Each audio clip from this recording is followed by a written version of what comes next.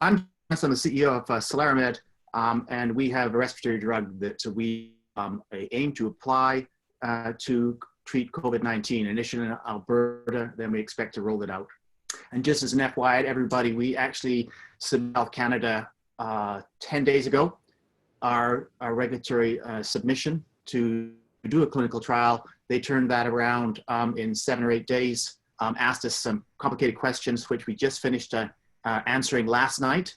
We sent it to them at midnight, Ottawa time, and they replied to me confirming 10 minutes after midnight they've got them. So I suspect they'll fast track the responses to our questions. I'm hoping we'll get an approval, a no objection letter from Health Canada sometime in the near future, maybe a week or two. I think they'll need some time to digest what we've said.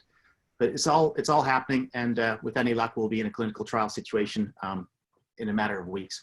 I've got a disclaimer because some of the things I say I just make up on the fly. The overview of what we have is that we have a rapidly evolving pandemic. It's hit Canada. It's all over. We think our drug will apply to that. We were founded in 2011. We have our lead drug is a inhaled respiratory drug, and it's a combination of a synthetic surfactant, perfluoraan, and carbon dioxide.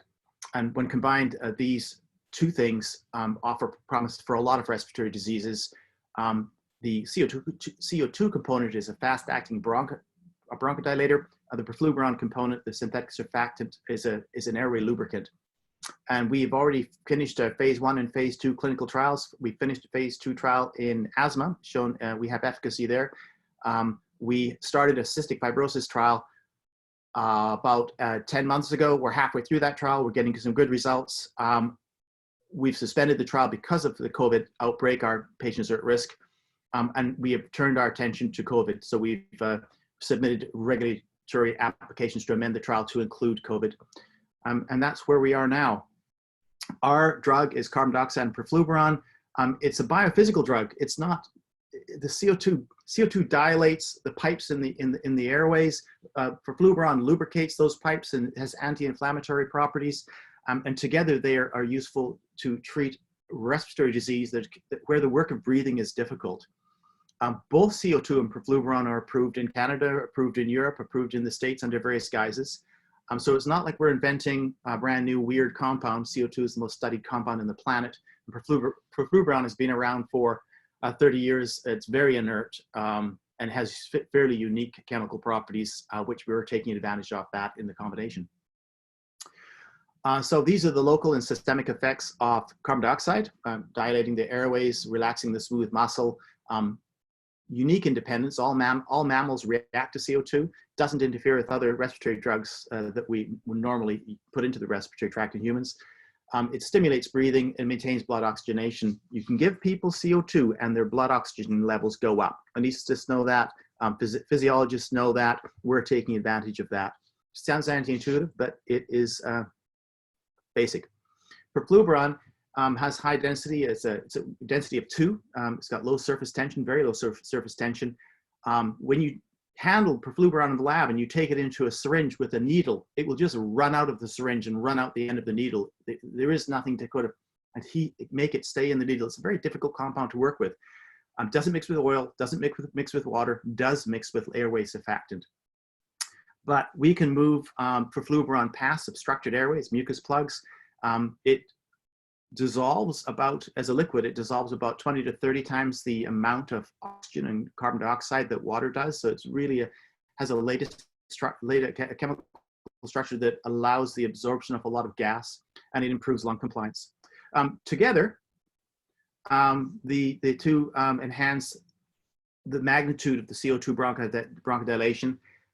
They penetrate obstructed airways, they move mucus, suppress cough. There's quite a few effects that we are seeing in our clinical trials, and they're all good. There is no side effects that we've seen. We're not worried about any safety or tox profile, and we think we have a drug that's going to work in COVID.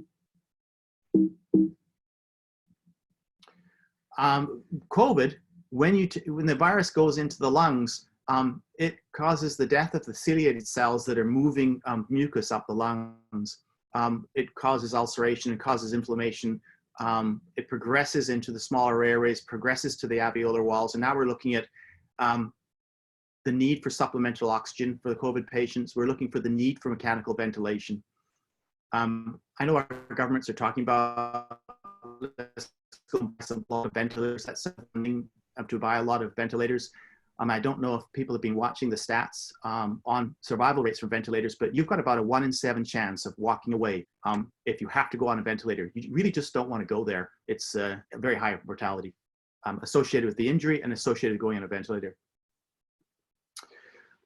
What our drug will do is, we think, is keep people off ventilators. We've completed a phase 1, 2014. We've completed a phase 2 in 2016. We've applied it to a lot of patients, both healthy patients and disease patients. We've halfway through a phase 2 in cystic fibrosis. We have no adverse effects. We're seeing good efficacy results in cystic fibrosis. Again, that's been suspended because of COVID. We have developed a clinical trial that's been submitted to Health Canada. It's under review right now. We're answering questions right now with Health Canada. We hope to get a no objection letter in the next short while, unless there are other problems that we need to address. And we are ready to go into the COVID ward in Calgary. We're part of that clinical trial matrix that's going on in Calgary in the clinical community. And if we can do that and show proof of concept in, I'm going to say 6 weeks, 8 weeks, we have the opportunity to morph our phase 2 proof of concept, first in human, into a phase 2b/3 pivotal trial. Because there's so many patients coming through, we think there'll be an opportunity to take advantage of that and to treat a lot of patients, to get our endpoints right, to submit to Health Canada for a phase 2b/3 approval trial and have drug approved before this COVID crisis is finished. That's our objective, that's our timeline, and we're running on the ground to try and make that work. Mechanical ventilation is often talked about as, you know, what we need to do for COVID patients. It has some benefit to patients, but it also causes a lot of damage and a lot of insult to patients. We think our drug, which you take through a nebulizer with containing the aerosol, so there's not a lot of opportunity for waste aerosol or contamination of the environment. We don't think it's going to cause any problems at all to COVID patients. We still can dose titrate it. We don't think we're going to cause anywhere near the damage ventilation. Mechanical ventilation would cause a patient. We think we can keep people off mechanical ventilation and get them out of the hospital faster and in better shape. There's a lot. These are all kind of technical, physiological issues associated with mechanical ventilation and why we think our drug would be a better option than going to mechanical ventilation alone. We do have some colleagues within the respiratory technology community in Calgary and Edmonton working on a system to introduce our drug within a ventilator. Normally we nebulize it to a patient who's sitting or lying in bed. We think we will be able to figure out a way of putting it in a ventilator and keeping the concentrations the same as if they were being nebulized and the patient was awake. So we are not worried about going into treat patients that have what we call severe COVID symptoms. The WHO defines COVID symptoms as mild, moderate, and severe. We're going to explore the effect of our drug in all 3 of those categories during our proof of concept trial. So we think we have an effective treatment for COVID. We're going to rapidly bronchodilate the airways. We're going to enhance mucus clearance. We're going to get rid of the excess mucus that's in the lungs. We'll probably promote tissue health. We'll reduce tissue damage. We'll promote stability of the peripheral lung. We'll improve the matching of ventilation to blood flow. We'll improve blood oxygenation in the absence of supplementary oxygen. So COVID patients will be put on a nasal cannula or mask to give them extra oxygen because they've got very low or lower than normal blood oxygen levels. Our drug will do that without needing to add extra oxygen because of the CO2 effect and the way the drug works. That means that we'll reduce cardiac and central nervous complications. Our drug will not interfere with any other standard of care. We're not worried about what other drugs a patient is on in this clinical trial. It will work on top of them. It won't add to them. It won't increase the adverse effects of any other drugs. And it's easy to administer. So we think our drug will decrease reliance on ventilators, will decrease the duration of hospital stays, and it ultimately will decrease morbidity and ultimately mortality. This deck is a pitch deck that I've been using to solicit funds, and it's talking about the monies that I've been trying to raise, and we're part way through the 500 grand for proof of concept study. This is really to secure the drugs and to put in place good clinical trial management systems. I'll need more money to move forward into a phase 2B three pivotal trial, but I think that money, $1.5 million in Canada, I think that will come quite quickly once we have proof of concept data in hand, because we'll be shouting it from the rooftops and going to the news and putting it on our web and doing fast track publications, which a lot of the journals are allowing within days. And ultimately we'll get, if we approve it in Canada, we'll be looking to approve it throughout the world in the EU and the States. Again, if we can move quickly and work and get clinical trials done within this current crisis, which this is not going to be over anytime soon. I think it'll be going on for months and months and months and months, and there may well be a second wave. We could take advantage of all those patients to get enough patients through a trial if we get the endpoints right. So we are going to be treating COVID-19 patients in the Children's Hospital. If our things go according to plan, we've got a large COVID ward set up in the Children's Hospital here in Calgary. We're going to be treating using a very sophisticated specific nebulizer for our product.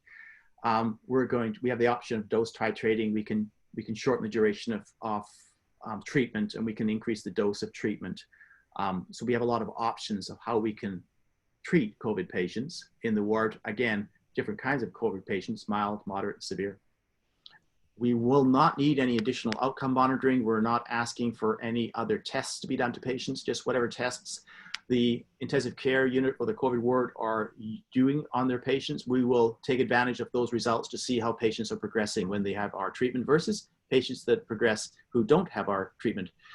We'll be adopting the World Health Organization's protocols and outcome measures for the health and categorization of COVID patients. So we'll be looking at respiratory rate and oxygen saturation in the blood and arterial blood gases, and any change in the amount of oxygen, a supplemental oxygen a patient is requiring, and whatever x-rays and other imaging these patients are undergoing.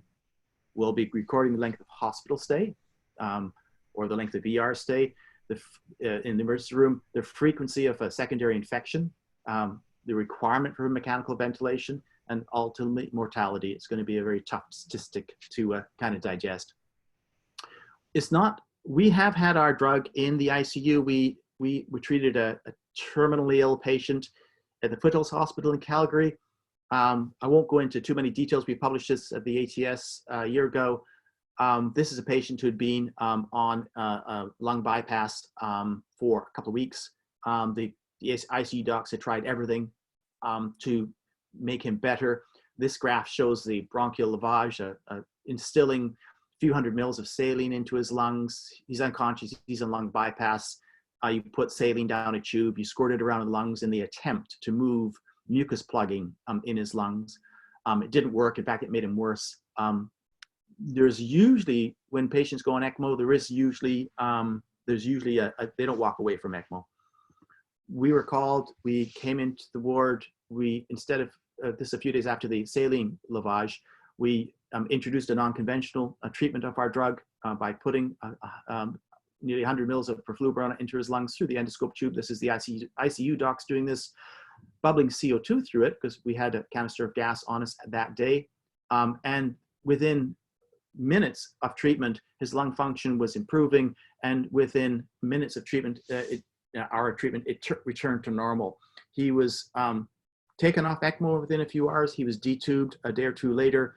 It took him some time to convalesce at the hospital with physio, but he's still walking around today. So if nothing else, we're fairly confident we saved at least one life with our drug, and we hope to save more. This is a pitch deck for investment. I won't dwell on this. It's just, the point is that in the COVID drug world, we expect 10% of the population to become infected. And of those, we expect 10% of those to go to the hospital, and they'll be there for 3, 5, 10 days. So that 10% of 10%, that's 1% of the population. So 1% of the population will end up in hospital. So that's our market. And whatever pricing ends up being applied to those populations, they end up being big numbers in any country of the world. this is we're taking advantage of the COVID epidemic because our drug will apply to that. But really, our focus has been in asthma, CF, non-CF bronchiectasis. Our drug will be a platform technology, and we are going to see if we can get an approval in COVID first before moving into the other diseases that we've been looking at. So we have a management team. They're all University of Calgary or Alberta Health clinicians. We have a board of seasoned biotech executives, I think, that are well placed to sort of guide us. We're right in the middle of all our discussions. We try and keep a sense of humor. We try and advise our political leaders as best we can. And I think we try and keep balance as we're going through this process. We're trying to keep our drug development as a priority, even though the kind of world around us is struggling a bit. There's a lot of changes that are happening and a lot more changes yet to come, but I'm happy to answer any questions you have. Thank you very much. Thank you very much, John. There's a couple of questions, and I'm going to ask Marcus to ask the first question. Yeah, I was wondering, do you hear me? Sorry? Yes. Yes, I do, Marcus, yeah. Yeah, yeah, I was wondering because this is now quite urgent, and you know, a lot of organizations are setting up immediate help for such novel therapies. Is there at the moment something international that would speed up your development? So international exchange of ideas, place to which you could go to at the moment, or are you not aware of that? We haven't explored it. For a while, I was knocking on doors in the UK because I have contacts there, and in the US. Because we're not known in the UK and the US, it was difficult to kind of get their attention. I know our drug went past the desk of Boris Johnson before he got ill. One of my friends, we used to go to school with him, so he got that, and he's a politician, so we got it past his desk. Nothing came of that. I know Gates's foundation has got some resources available, and I've got one of my consultants trying to knock on that door, but it's not quite clear how you get in. We have stopped knocking on international doors because we think that our development needs to be in Canada. I think I need to have some clinical data. If I knocked on doors with proof of concept clinical data, I would get a response from any country and any investor anywhere. So now my head is down to obtain that clinical data, and we're within weeks of obtaining it. And I think I've got the resources to get there. I want more resources to do a better job, but I have the resources in hand to get that proof of concept. And I think we will get there, and I think we'll see some very game-changing clinical results. We'll see what the next 4 or 6 weeks brings. Thanks very much. There's a question from Bruce. Yeah, hi, John. I thought that was excellent. Have you tried a delivery system using steam, maybe steam tents, and putting perfluorine in the water that's being boiled, or in the steam stream? The reason I'm asking this is we do this with oil sands all the time, where we throw in surfactants and solvents and all sorts of things. And carbon dioxide's a tremendously good solvent for long chain molecules, for example, in the oil industry. So we've known that for many years. So no reason why this shouldn't work. Well, yeah, it's not relevant to us. Perfluorine doesn't mix with water or oil. It's fairly unique. In fact, when we nebulize it, most of our drug is inhaled as a CO2 gas and perfluorine vapor. So the aerosol component is fairly minor. So really, it's an aerosol, it's a gas vapor drug, which becomes quite unique. We don't have to worry about aerosol size and things like that. So we do have patents around a portable device that produces a gas vapor. So steam isn't an option. It's not relevant for our drug.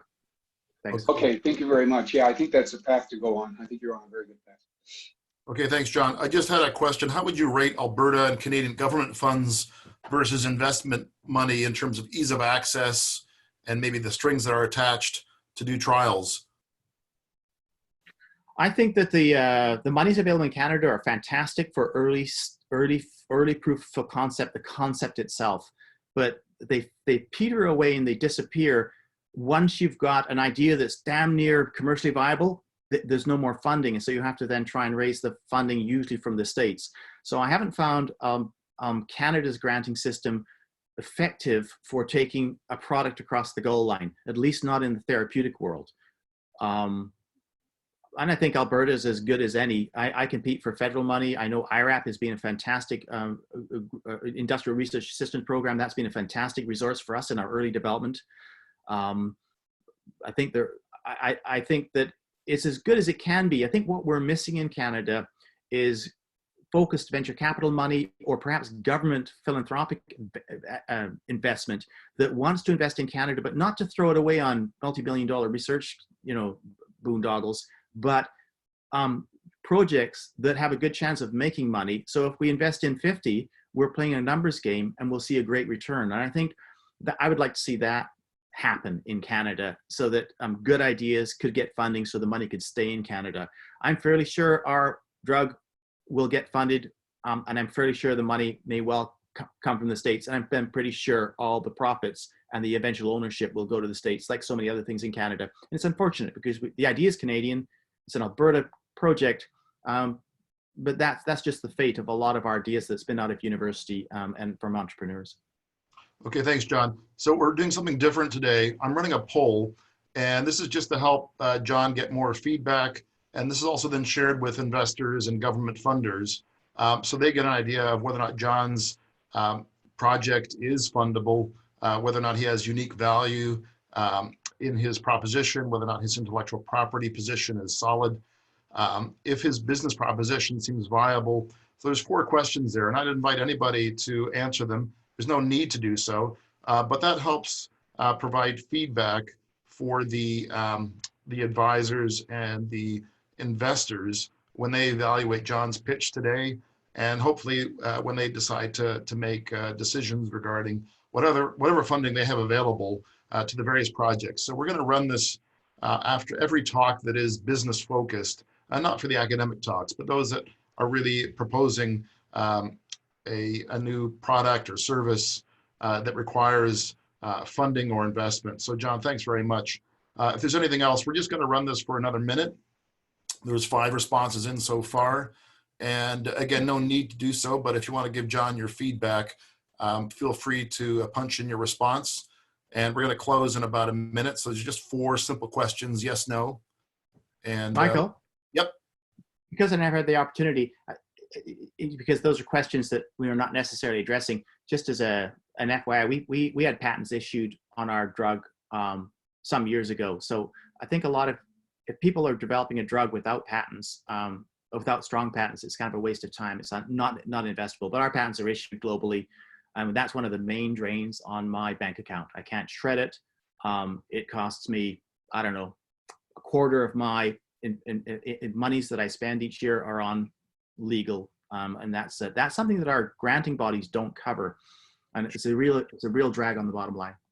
Sure, I understand. It's critical. I think as you grow, though, to have that IP locked down to get the investment in particular. It's an interesting space in the sense that COVID-19 solutions are really for the public good, and there is real resistance to profiteering off of these therapeutics. And so I think it's great that academics are involved and have often a clear motivation to just do public good, and also companies like your own. It's not just about the money, it's about doing public good. And I hope that you can see that. Agreed. Okay, so I think we're going to just run for another 30 seconds or so, so feel free to put in your input, and I'm going to close the poll at that point. Khaled Barakat, are you on board? If so, could you unmic? Yep, I'm here. Can you hear me? Yep, thanks. John, so thanks very much for your presentation, and good luck with your search for funding and for building your project up. And do keep in touch and let us know if we can help in any way. And thanks very much. Very good. Well, thanks so much. So, Khaled, if you could share your screen, that would be great, and then you can kick off. Okay.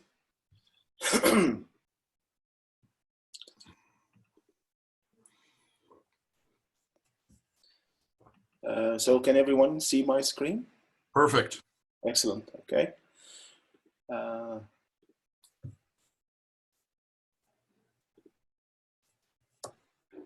Hello, everyone. Thanks so much, Michael, for the great invitation today and to hear these fantastic talks.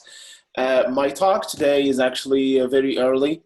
And I'm coming here just, you know, to pitch an idea. Like we don't really have a lot of results about it, but just my lab has been focused over the last few years in using computational drug discovery for immune checkpoints, receptors, and also antiviral drugs. We haven't really worked so much on COVID-19, but I'm turning the computational lab in my group to start working on this issue. So what I'm looking for today is actually a feedback about the idea like we are trying to implement in our group, as well as you know, if anyone would like to collaborate with us or to apply with us for any grants to implement this project, it'd be cool. So we can get faster and get more funding to work for this epidemic, to get a solution. So what we'd like to do in our group is to basically screen for FDA-approved drugs. When I talk about drugs, not only small molecules, I'm talking also about antibodies, aptamers, peptides, anything that can be used to combat COVID-19 infection. So what we do in our group is we use supercomputers to simulate viruses and proteins and DNA and all these entities and identify drugs or monoclonal antibodies that can bind to these to the target proteins. So we use the BlueGeneQ supercomputers and Compute Canada and all other resources to do this and feed these beasts with physiological problems that we'd like to identify drugs for. So in what we think is the fastest way to really combat COVID-19 is to find an FDA-approved drug that can either prevent the virus from entering the cells or stop its replication. The reason for this is FDA-approved drugs, as we all know, has been already tested in humans, and they are suitable to be used. They passed a lot of clinical trials, and I'm sure they are all for different indications. But what we hope for is to find the drugs that can be repurposed for the treatment of COVID-19. And to speed this process, we use supercomputers to do this job. So the objectives of our project is to enumerate the SARS-CoV-2 proteins for all possible hotspots for drug interventions. So what we would like to do is to take all the viral proteins encoded by the SARS-CoV-2 genome in order to highlight every possible binding site that can be suitable for a small molecule intervention, an antibody intervention, aptamer intervention, a peptide intervention, and use this information to identify FDA-approved drugs that are already suitable to bind to these hotspots. So these are the main objectives of the project.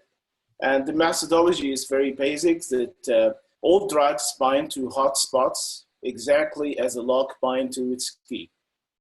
And the nature of the drug dictates the type of the hotspots. For a small molecule drug, you need a druggable binding site, which has physiochemical properties in space and cavity suitable for a small molecule. For an antibody, usually they bind to an epitope within the target protein. Aptamer and peptides are kind of similar in terms of binding. They require a kind of a bigger binding sites, and usually shallow surfaces can interact with these entities.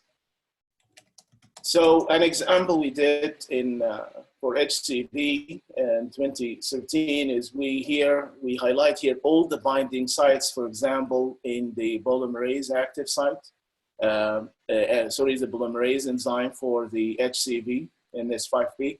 Here you can see here different binding sites highlighted in green, gold, and here, and all these binding sites are called allosteric binding sites. They can bind to small molecules allosterically, which can induce a conformational restraint on the enzyme, preventing it from working. And this binding site here is actually the active site of the polymerase. So even for a single protein, for a viral protein, you can find at least 5 binding sites that you can target with small molecules here. So the similar example here is the Biglioli sphere, which binds to NS5A for HCV. This also is discovered by our group here, the binding site for this. Of course, the compound was discovered by BMS, but the question is how this compound bind to NS5A is a really big question in order to optimize the compound, and we identified the mode of binding for this compound within the viral protein. So what I would like to say here is the viral proteins can have different binding sites and different hotspots that we can target with different drugs. The question is, how can we discover these hotspots and identify them and then screen for drugs that can bind in these locations? So the methodology or workflow we'd like to implement is, first of all, we need to construct a comprehensive library. This library will have all the fragments constituting all the hotspots known for FDA-approved drugs. And these can include hotspots for small molecules, hotspots for antibodies, hotspots for peptides and aptamers, and so on. And then we are currently developing a machine learning tool that will compare the hotspots that we identified, this library, to the viral proteins from COVID-19, SARS-CoV-2. And the objective here is to identify similar hotspots related to these fragments in the library. Once we have these similarities, we will get these drugs and build 3D structural modeling using supercomputers in order to see how these compounds interact with or antibodies or any kind of drugs that we highlight from the step number 2, that how can it bind to CoV-2 proteins. And then once we identify hits, we will do the assays, in vitro antiviral assays, basically the RT-PCR and plaque assays to confirm the antiviral activity. And then we would like to use the information from steps number 3 and 4 in order to predict the dosage we can use, and also predict a combination therapy that we can implement for the treatment or proposed treatment. So there are potential outcomes from our proposal. We aim to identify all the hotspots in the proteins, in the viral proteins, and implement a rapid approach to screen for FDA-approved drugs. We expect to identify novel druggable regions, and we would like to extend the search beyond the normal and traditional active sites for the polymerase, protease, and helicase. We'd like to find also allosteric binding sites and locations that can intervene with FDA-approved drugs.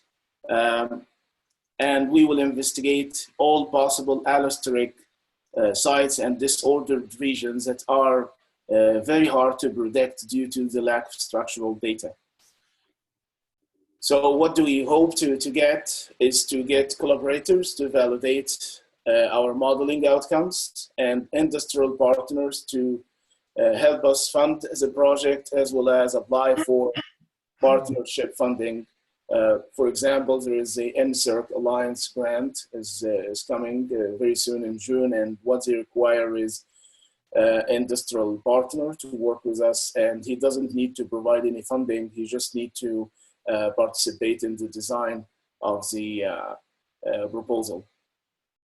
So it's a very short presentation, as I said, and I'd like to thank my first collaborator in this project, Dr. Prabhat. He's an eminent virologist at the University of Alberta, and he is the one who developed the antiviral activity assays. As I said, it is very short presentation, just an idea, and I'm looking for your feedback to improve the idea as well as to help us get funding to implement this project. Thank you so much.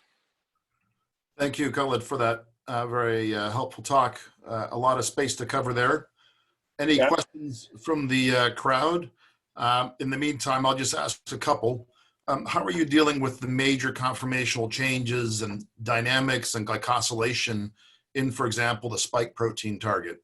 Yeah, so what we would like first to do is to use initially the sequence of the hotspot to identify a potential hotspot in the viral protein. Then what we will do is we are going to transfer this sequence information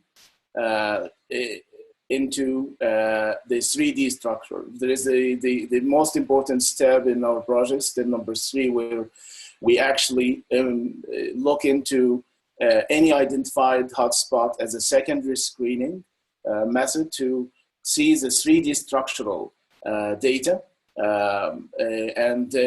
I implement these glycosylations, and of course, if these hotspots intervene with a glycosylation site, we will not be considering it in our screening. The idea is like the first step is just to have a big pool of hotspots. Second step is to filter these given the dynamicity of the protein and the 3D structures, as well as all the post-translational modifications that take place. Sure. Are you looking at mainly catalytic sites, and are you looking at the effects of mutations on binding? Yeah, later on, once we identify a drug that can bind to these hotspots, we will consider or study the mutational effects and what kind of mutations can intervene or prohibit the binding of this drug. For example, we have expertise from antiviral compounds from HCV, where even the catalytic site can induce mutations to reduce the binding of a compound. So we will consider these once we build the 3D structures. Okay, one more question then. Are drug companies sharing their data? They probably already screened their libraries against COVID targets. Are they making this available to you? Well, I hope so.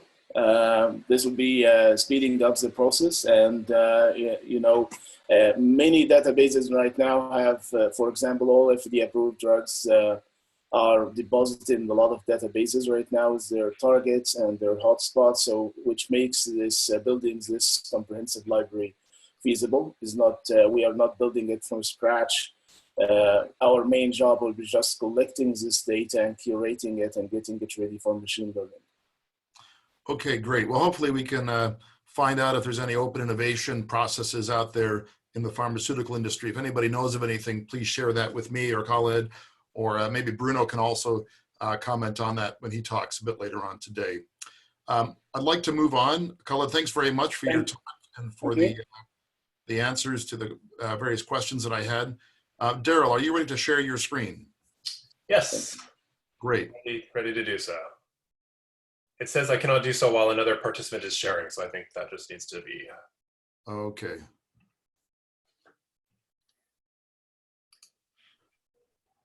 You might be able to share now.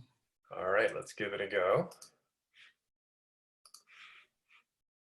Looks good. Just full screen. Perfect.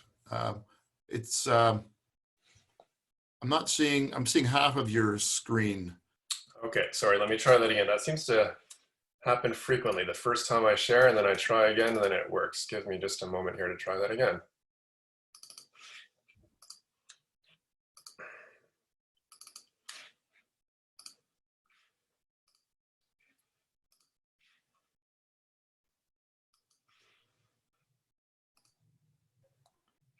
Yeah, I'm just seeing half.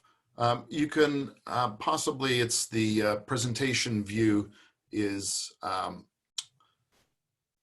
vertical, not horizontal. I really apologize for that. Let me see. What if I share my whole desktop? Yeah, great. Thanks so much. Go ahead. Great. Okay. Well, thank you so much for the opportunity to speak today. Thank you for the invitation, Michael, and it's wonderful what this group is doing. I'm going to speak to you today just for a few minutes about a project that we are poised to launch within the next couple of days, and yet are still seeking additional support for to let us reach the finish line. It's a post-exposure prophylaxis, or PEP project, and I'm proposing it here as potentially an important near-term solution, or part of the near-term solution to what we're currently facing with COVID-19. My slides are at a pretty high level so that I could use this to speak to a pretty broad audience, but I'm happy to get into the weeds and the technical and scientific details with the group if that's what anyone is interested in. So I thought I would start by just giving you a quick personal introduction as to who I am. I'm an infectious diseases physician and a clinician scientist at St. Michael's Hospital in Toronto. So I'm an academic, an associate prof of medicine at U of T, fortunate to receive a Tier 2 Canada Research Chair just at the end of last year. And that's for my work in HIV and sexually transmitted infection treatment and prevention science. My lab, we call ourselves the Options Collaboratory, and that's the website for our lab there. We've just added some of the COVID content to it recently. And it's really this background in HIV prevention specifically that led me to this idea of what we've called our CORI-PREV LR trial. So the rationale is, I mean, I don't think this group needs any reminding that, of course, there's this tremendous urgent need for preventive interventions against COVID-19, and it's related to a number of factors. Of course, prior to a few months ago, absolutely no one in the world had any kind of population immunity, we don't think, to this virus. We also know that it's got a very high, what we call reproductive number, meaning that the average infected person goes on to infect 2.5 or so additional individuals in the absence of any interventions. And of course, despite the exciting work that's already been presented this morning, there's the lack at this time of any treatments that we know have any efficacy. And so my own background in HIV prevention led me to think, you know, there's another strategy that we already use quite commonly in preventing a number of infectious diseases, including HIV, but including others as well, called PEP. It can be defined as a short course of preventive medications by people who are at high risk for developing a disease. There was good reason to think that this might warrant study in the context of COVID as well. What's really striking, though, is that despite the really impressive proliferation of research endeavors related to the pandemic recently, they have really grossly disproportionately focused on treatment. And just to illustrate that point, just on Thursday, I did another look over what's been listed at clinicaltrials.gov, which many of you will know is a repository for a registry for clinical trials that are getting up and running. And out of 256 or so COVID-related RCTs for interventions, so randomized controlled trials for interventions, the vast majority were for treatment. Only about 25 or so were related to any kind of prevention. And of those, only 5 were related to PEP, and that includes this one, our CORI-PREV trial that I'm telling you about today. So, you know, it's fantastic there's so much interest in treatment. Of course, there's that urgency for people who are unfortunately falling ill. And yet I think any infectious diseases person, someone with knowledge of epidemiology of infectious diseases would be able to tell you that it is highly unlikely that we will be able to treat our way out of a pandemic. We really must have preventive interventions if we're going to get anywhere. So fortunately, there is this agent, Lopinavir, Ritonavir, which is already an attractive option potentially for COVID-19 PEP and therapeutics based on some earlier data. So there's molecular, there's animal model data, there's some early clinical data for activity against related novel coronaviruses such as the MERS COVID virus.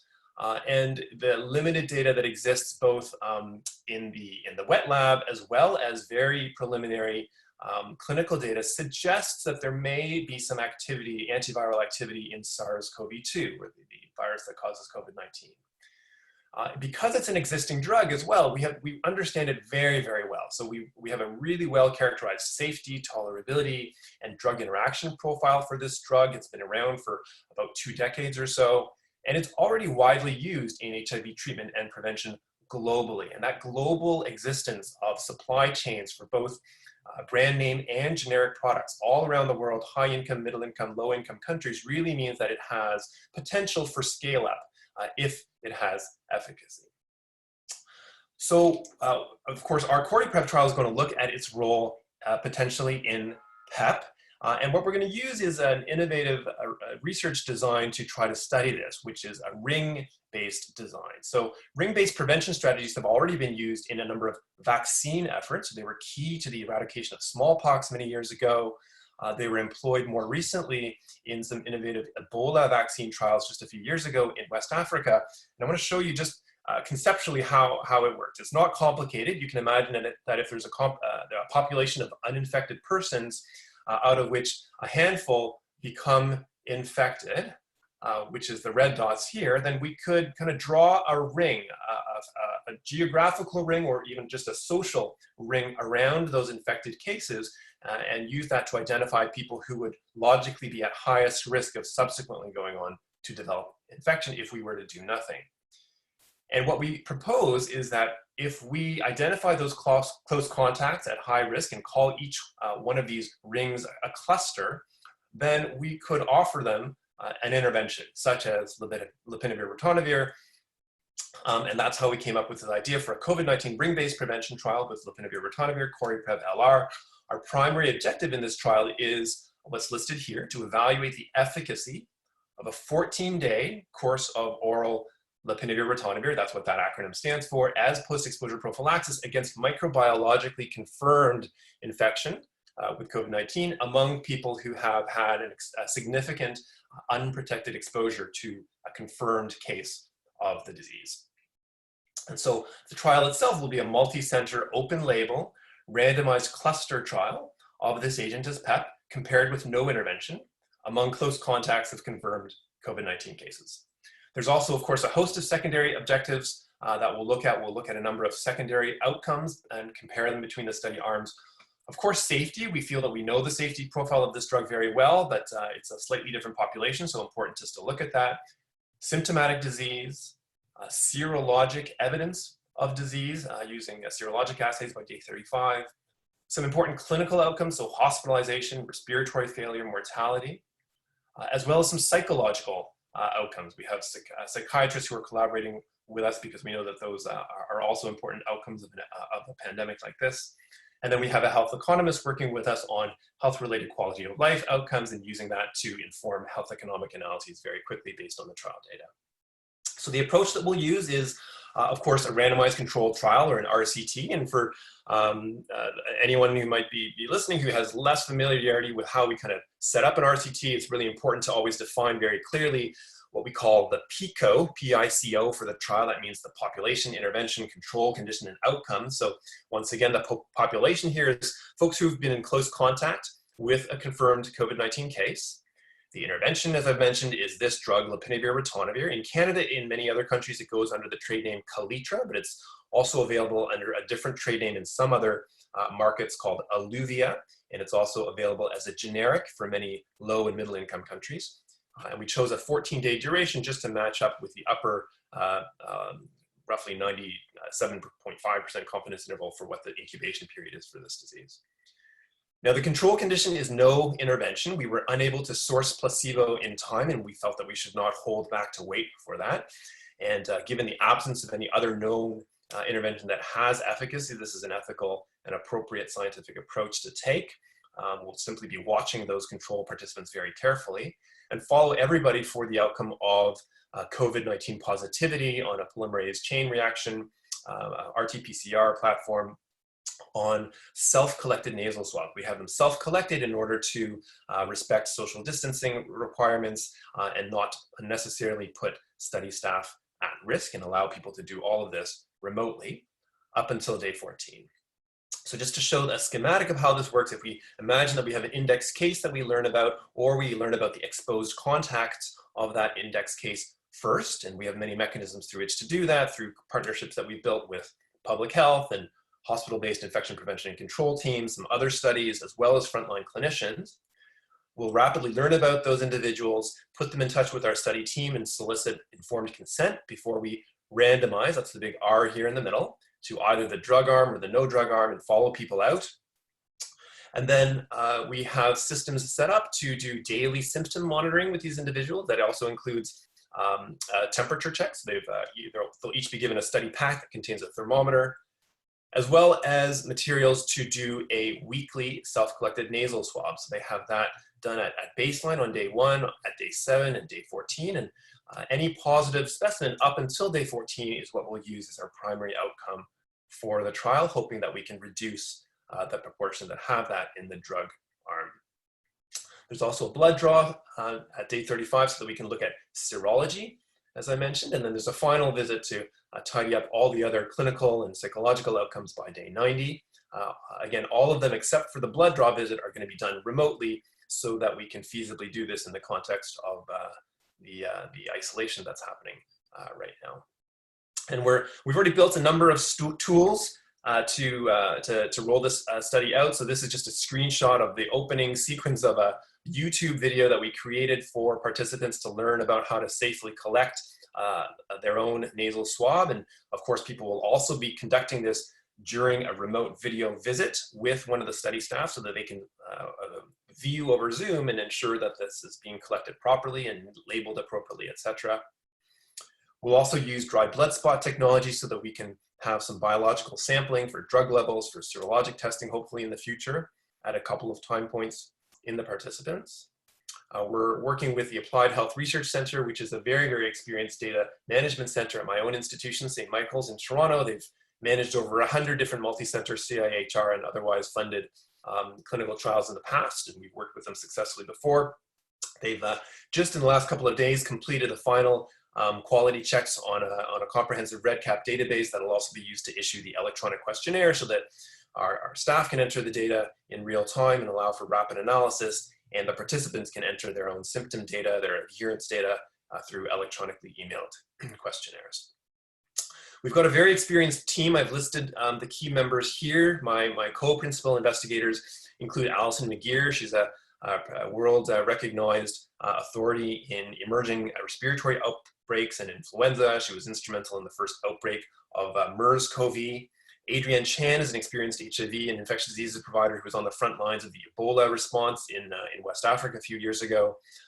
And you can see many of the other team members here who bring the necessary suite of expertise in infectious diseases and infection control and critical care, emerging infections, biostats, trial methodology, and other related disciplines.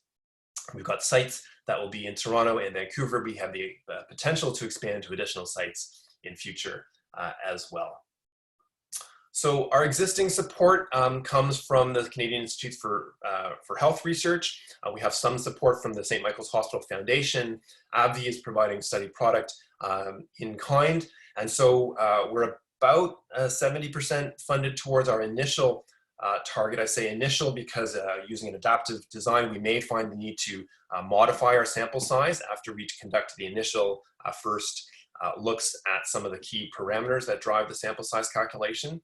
But it's enough to get us started, but we still need to find our way to the finish line, and hence I'm grateful for this opportunity to speak with you about it today. So I'll end with just one final slide about why we think this is so important.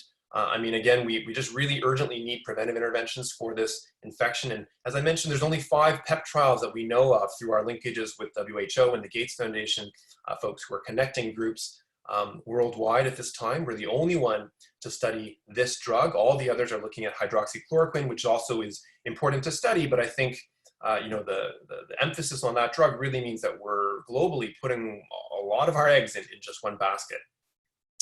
I didn't mention this, but we'll have the opportunity to do exploratory analyses about the role of the drug in early treatment, because some of the participants might, in fact, already be infected by the time they enroll.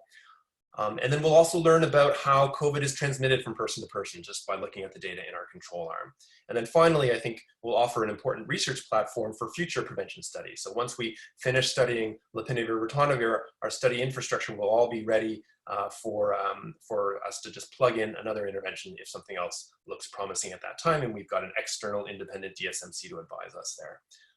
I'll end with this. This is my contact information. I'm happy to hear what others think and receive your questions and comments now or in the future. So thank you so much for the opportunity. Great, thanks very much, Darrell. That was very helpful. There's a couple questions here. Russell, do you want to ask your question? Sure. First, fascinating study. I look forward to hearing successes from it. When you do RCTs, one possibility is that everyone will respond well, or no one will respond well. A more likely possibility is that some people in certain conditions, with certain strains of COVID, will respond, others will not.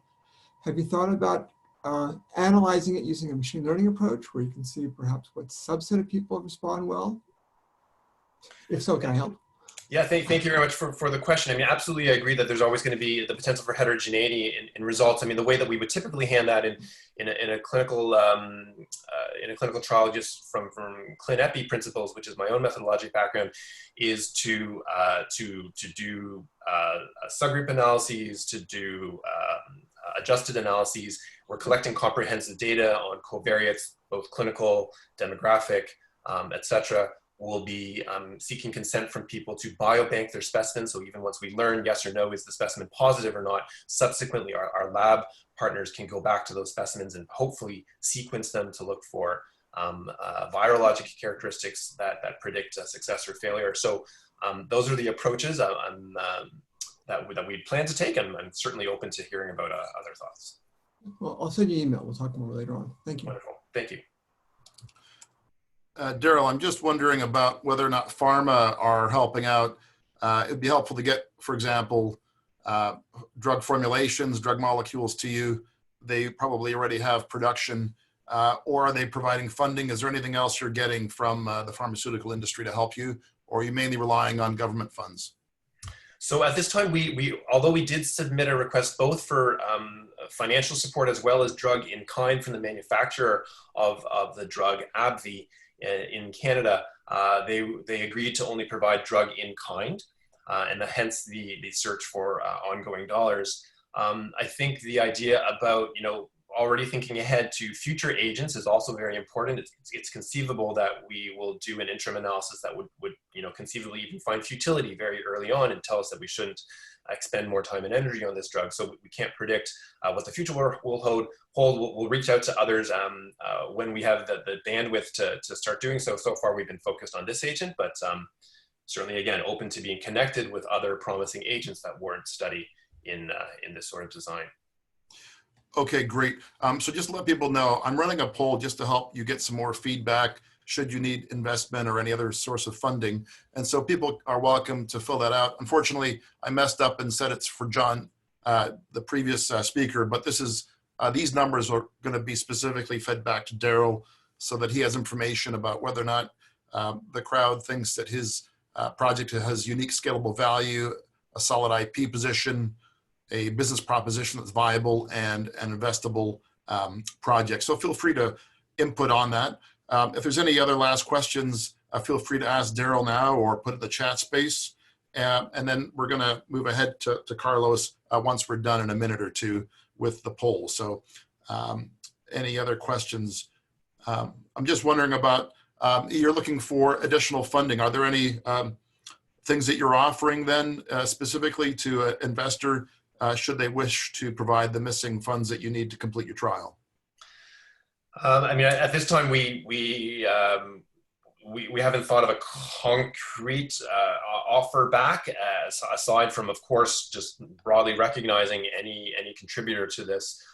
We have our communications departments of the hospitals ready to release, hit send on a press release as soon as we launch, which is hopefully going to be in the next 2 days. And as we release results, they will continue to recognize what we've done along with all of the supporters in all those communications. So currently the drugs that you're using, they're out of patent, is that right? So this drug is still under patent in Canada, but it is not under patent in low and middle income settings where the public health emergency of the HIV epidemic allowed for it to be manufactured by generics even before the patent traditionally have run out. Okay, so it's under patent in the US and Europe as well? That's correct. And who owns the patent? So it's this company, AbbVie. Okay. Yeah, AbbVie. Oh, very good. So are they being helpful in terms of discussions about, because presumably they would have a direct benefit if your trial shows efficacy? Yeah, absolutely. I mean, we've just reached the final contract, which has allowed the drug to ship to our sites. I mean, I'm not sure, I guess, how else to answer the question beyond that. I mean, they're providing the drug. They declined to offer dollars. Yeah. Well, if we have any connections in the network, I think it would be helpful maybe if we could convince them that this will increase their bottom line, and hopefully if they invest in it, they can benefit more quickly. Absolutely. So I know that they are interested in supporting research in Canada. Sometimes it's just a matter of getting the right person to connect to the right tech transfer office. Do people contact you directly with offers for funding, or is there someone else representing you at your tech transfer office or elsewhere? We're doing it ourselves as the PIs, and then we have support from our institutions behind us, but we're initiating those each request. Okay, great. Okay, well, thanks very much for presenting, Darrell. Good luck with your work, and yeah, feel free to just stay in touch and contact people who are attending today or are on the advisory panel, and hopefully we can help connect you up to funders as well. Absolutely. Thank you so much for the opportunity. Great, thanks. So I think Carlos is up next. If you're available, Carlos, perhaps you can share your screen. Sure. Do you hear me well? Yes, we can hear you. That's great. So I'm going to share the screen. Great. Okay. So this is a project that is designed to try to help to stop the pandemic, and I will try to explain a little bit what this consists of. So in order to understand the disease and in order to understand the big problem we are facing, we need to have a deep knowledge on how the disease works. So basically, when we are dealing with COVID-19, we will see that the initial COVID-19 infection is asymptomatic, and there are some estimations, but in Iceland, they show that the asymptomatic COVID-19 infection is around 50% of the population, which is a lot. The other 50% will have some symptoms: sore throat, fever, fatigue, cough, sometimes anosmia, which is a typical sign, diarrhea, or even conjunctivitis, which progresses around during the first week, and in the majority of cases, 80% or probably much more, are totally cured of the disease. In the majority of cases, people will never realize they had COVID before. So we'll see that in serologic testing. However, there is a small percentage of the population that after 7 to 9 days of the initial infection, the initial presentation, will have kind of a progression of the disease. They will feel worse. They will need to go to the hospital, and they will need to be admitted into the hospital. The initial reports talk about 20% of people that progress, obviously people with initial clinical symptoms, but however, probably this number is even less than that. And why do people progress into what we call an inflammatory phase? It is totally unknown. What we do know, or better said, what we do suspect, is that all people and those with chronic underlying diseases have higher risk of progression to an inflammatory phase, or maybe young people tolerate this inflammatory phase better than old people. But this inflammatory phase consists of hyperinflammation with increases in C-reactive protein, ferritin, interleukin-6, TNF-alpha, and what happens is that people will have bilateral pulmonary infiltrates that progress into respiratory failure, and then they will need intubation and admission to ICU. Not the majority of cases, but probably a minority of cases that require hospital admission. Then they will develop acute kidney injury, thrombosis, and even myocarditis, and they will die. Probably all secondary manifestations like respiratory failure, acute kidney injury, thrombosis, and myocarditis are more the result of this hyperacute inflammation rather than direct virus infection into the cells. So we can say that as a difference to SARS type 1, COVID-19 is a pretty weak virus that in the majority of populations will cause very mild disease or will even be totally asymptomatic. So basically it's the two diseases in one, and it's probably the inflammatory phase that kills the patient in the end. Sorry for that. But why is COVID-19 a problem? Because it's highly transmissible. The recent report by CDC shows that the reproductive index is more than 5. It has a prolonged incubation period in which asymptomatic people can be shedding the virus. It's around 2 weeks. There is a high number of transmitters that are totally asymptomatic, and there is a rapid growth of the infected, the number of infected people worldwide.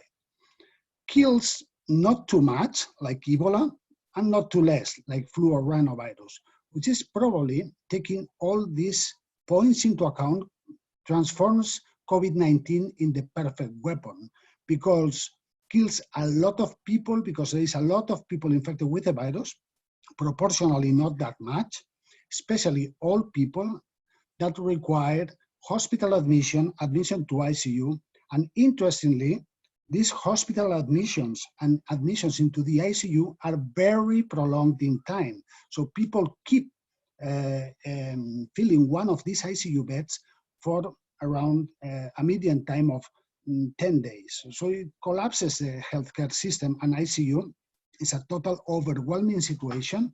And this obviously generates panic. And one of the reasons for that panic is because there is no robust data on how to treat the disease. So this is more or less my idea about how COVID works. There are different ways to stop the pandemic. We can isolate the whole community, but this will freeze the economy, and we will have deaths as a consequence of economic recession, probably. We need to investigate new ways of treatment, medical treatment, antivirals. All antivirals trials have yield negative results so far. So it looks like antivirals needs to be administered in a different way, or different antivirals. And then we have anti-inflammatory therapy with the use of monoclonal antibodies in patients in the more severe hyperinflammatory phase of the disease. According to Bill Gates, we'll have a vaccine around October 2021.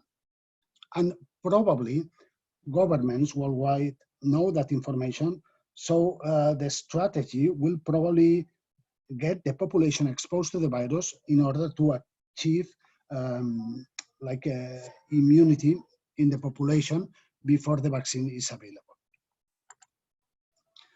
For the treatment of COVID-19, we have different monoclonal antibodies. And the monoclonal antibody I'm talking about is called Tocilizumab. This is a humanized monoclonal antibody that targets IL-6 receptor, and with indications in rheumatoid arthritis, and also when there is a cytokine storm related to CAR T-cell therapy. It's a pretty well tolerated monoclonal antibody, is relatively safe. There is some reports about increased risk of bacterial infections and also tuberculosis reactivation. So the actions to stop the pandemic are basically, in my point of view, divided into what we are applying. We can use antivirals with the purpose of prevent progression. It's not very efficient. The majority of infected people will not progress to a very severe phase of the disease. We'll have to administer antivirals very early in order to gain some efficiency. And to treat the inflammatory phase, antivirals might never work. And probably that's the reason why the clinical trials are failing. And monoclonal antibodies can work to stop the inflammation. I want to stop here a little bit just to tell that I'm in contact with different centers in Europe, Italy, Spain, also in United States, and obviously in Canada. I will say that data about the use of tocilizumab will be available soon. I do have this data. I cannot share, obviously, but we can say that all centers in Europe, Italy, and United States are using tocilizumab in this hyperinflammatory phase with good results. What I'm thinking, or my idea, is that we need to give antivirals, anti-inflammatory treatment, not here, where the inflammatory phase is established. All the clinical trials that are active with the use of tocilizumab or sarilumab, which is another anti-IL-6 monoclonal antibody, are focused in this established inflammatory phase in which the patients need to go to ICU or are already admitted to ICU. I am thinking of giving this monoclonal antibody early after hospital admission. And I will try to explain later why this will have a real impact in the control of the COVID pandemics. So this is the design of the clinical trial. It's obviously a randomized clinical trial, and I think that this is very important because we don't have actually good and robust data about the efficacy of treatments. Even the tocilizumab data will appear as observational studies and no clinical trials. What I'm planning to do is we will recruit high-risk COVID-19 patients, more or equal to 65 years old, with one or more comorbidities, with inflammatory markers, C-reactive protein more than 100 milligrams per deciliter, but very stable on a respiratory standpoint. These patients will be randomized one-to-one to receive double-blind, placebo-controlled treatment. So we'll have an arm of early tocilizumab treatment, just a single dose of tocilizumab. We expect to recruit 90 patients here, 90 patients. And we expect that only 10% of these early treated patients will progress to a more severe disease. On the other hand, we'll have the second arm, will be the deferred tocilizumab. We expect to include here another 90 patients, but obviously not all of them will progress. So this sample size is estimated according to the rate of progression of high-risk COVID-19 patients.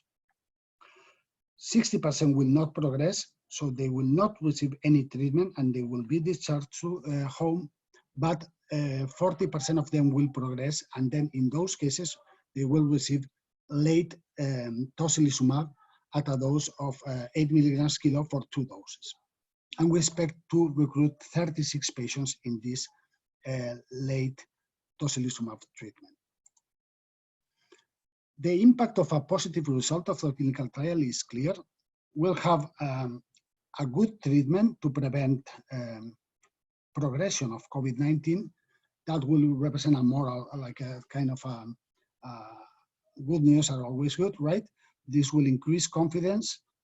This can guarantee that there will be no hospital collapse with a second wave of COVID-19 disease, and governments can adopt a plan to implement progressive economic reactivation. We'll have some difficulties in drug supply.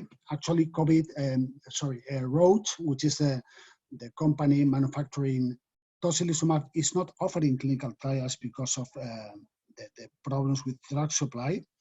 They are offering some compassionate use to different centers. Second difficulty will be cost. Cost of the treatment is around $1,500 for a dose of tocilizumab. And obviously implementation in poor countries that can be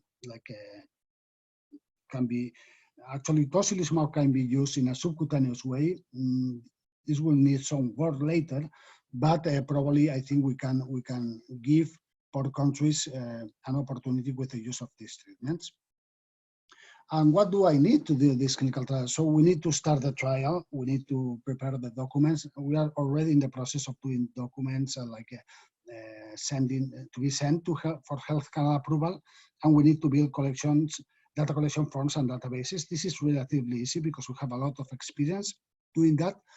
Regarding center recruitment, we'll have an active node in Canada, but also I'm in contact with Italy and Spain to develop this clinical trial in those countries. We have easy and rapid capacity to recruit centers in Europe and North America. I'm not talking only about Canada, but also in the United States. They have a huge pandemic there. Italy, Spain, France, United Kingdom shouldn't be a problem. And actually, I believe that we can complete the clinical trial in a relatively short period of time. Obviously, we need to fund, cover the cost of the drug. Roche will not fund these clinical trials with their money because they have another active clinical trial with the use of Tocilizumab in critically ill patients, and the estimated budget is around $1 billion. I have applied to the other funding opportunities, like Roche Canada has a funding opportunity, and also the Infectious Disease Society of America can offer up to 500,000 United States dollars. And thank you very much. If you have any questions, I'm happy to discuss. Thank you very much, Carlos. That was great. I'm just wondering, I guess the key problem is supply right now of the drug molecule. That should be a solvable problem, though. I'm a bit surprised that it's so difficult to get the drug molecule made.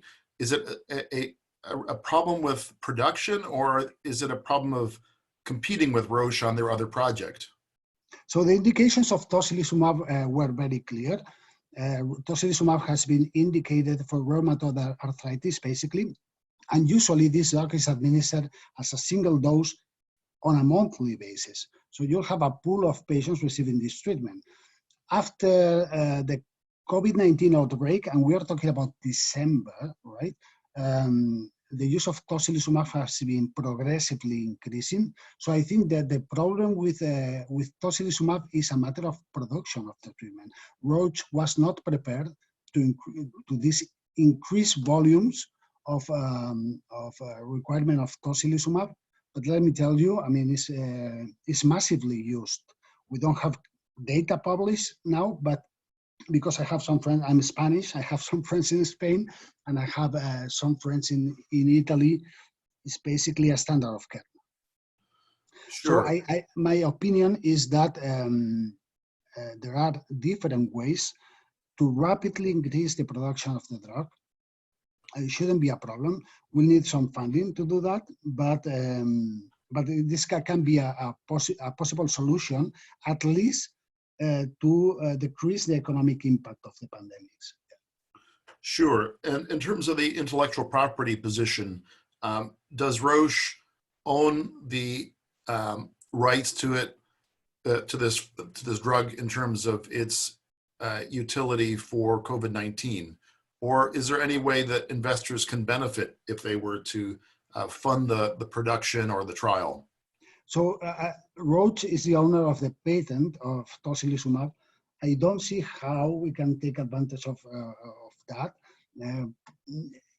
My personal point of view is that the best way to proceed is that Roche, in alliance with governments worldwide, do a massive production of the treatment at a low cost. But I don't think Roche will be getting rid of the patent right now. This is my personal understanding, but maybe I'm wrong. So do you think that political pressure needs to be applied to Roche so that they do the right thing and do whatever necessary to scale production? Yeah, I think so. I think that Roche has the ability to produce massively Tocilizumab. There are other companies manufacturing other monoclonal antibodies, but obviously, if we have good results with Tocilizumab, this is probably the best way to proceed. The impact of this clinical trial, if actually we can show that people, because what I do think is that if we give Tocilizumab very early in the disease, no patients will progress to a severe phase. And I'm saying that because I have some information from Spain that this is how it works. But we need to be very careful selecting an appropriate population. And basically, the treatment of COVID-19 will dramatically change after that. I have some personal experience with Tocilizumab as well. Okay, so just to let you know, we're running a poll in the background. If anybody wants to give feedback to Carlos and his team, feel free to let him know about your thoughts about his proposition today. Rob, you have a question. Please go ahead. Carlos, thanks for the presentation. I just wanted to confirm, did you say that this was considered standard of care in Italy and Spain, and is that documented? Yep. What I'm saying is that if they have availability of the drug, when there is this inflammatory phase, it is protocolized to give tocilizumab. This is what I'm saying, yes. Okay, thank you. Okay, feel free to give some more feedback to Carlos.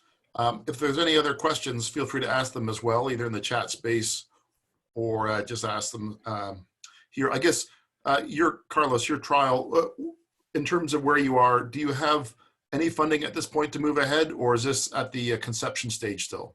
No, I don't have any funding. It's the conception stage. It is. You have to gather a lot of information from personal talking, right, in order to design this clinical trial. So this idea has been in development in the last 2 weeks after I used tocilizumab for a treatment of a patient of mine that actually worked fantastically well. So at this point, what I'm doing is basically writing documents. I have applied to the 2 different organizations to fund this clinical trial, and this is the 3rd one. No funding available yet. Sure. Yeah, we do list a variety of funding options on the Discovery Lab site. In terms of, I guess, CHR funding, is that window closed? Are there other grants available to you at this point? It is not closed, but obviously we want to make an impact. We have to try to start this clinical trial probably in the next month, right? So I don't know if I don't have clear the strategy yet. If I get some funding to start the process of Health Canada approval, I will do that. Hopefully this will happen the next days. But the CIHR option is not closed at all. Oh, good. No, it's not closed, yes. Terrific. Well, that's good news. There's also European money as well that we list. Wellcome Trust as well. They fund globally. And you've got a great network of collaborators. What is the funding like for your team in Spain or Italy? Are they still able to get funding for doing trials? You know, the main problem with Italy and Spain now is that they are actually overwhelmed about the situation. So it's a matter of time. I guess that the best movement is yeah. I actually don't know the answer to that question. Probably there are some possibilities, but people are not thinking applying for clinical trials. This is my understanding.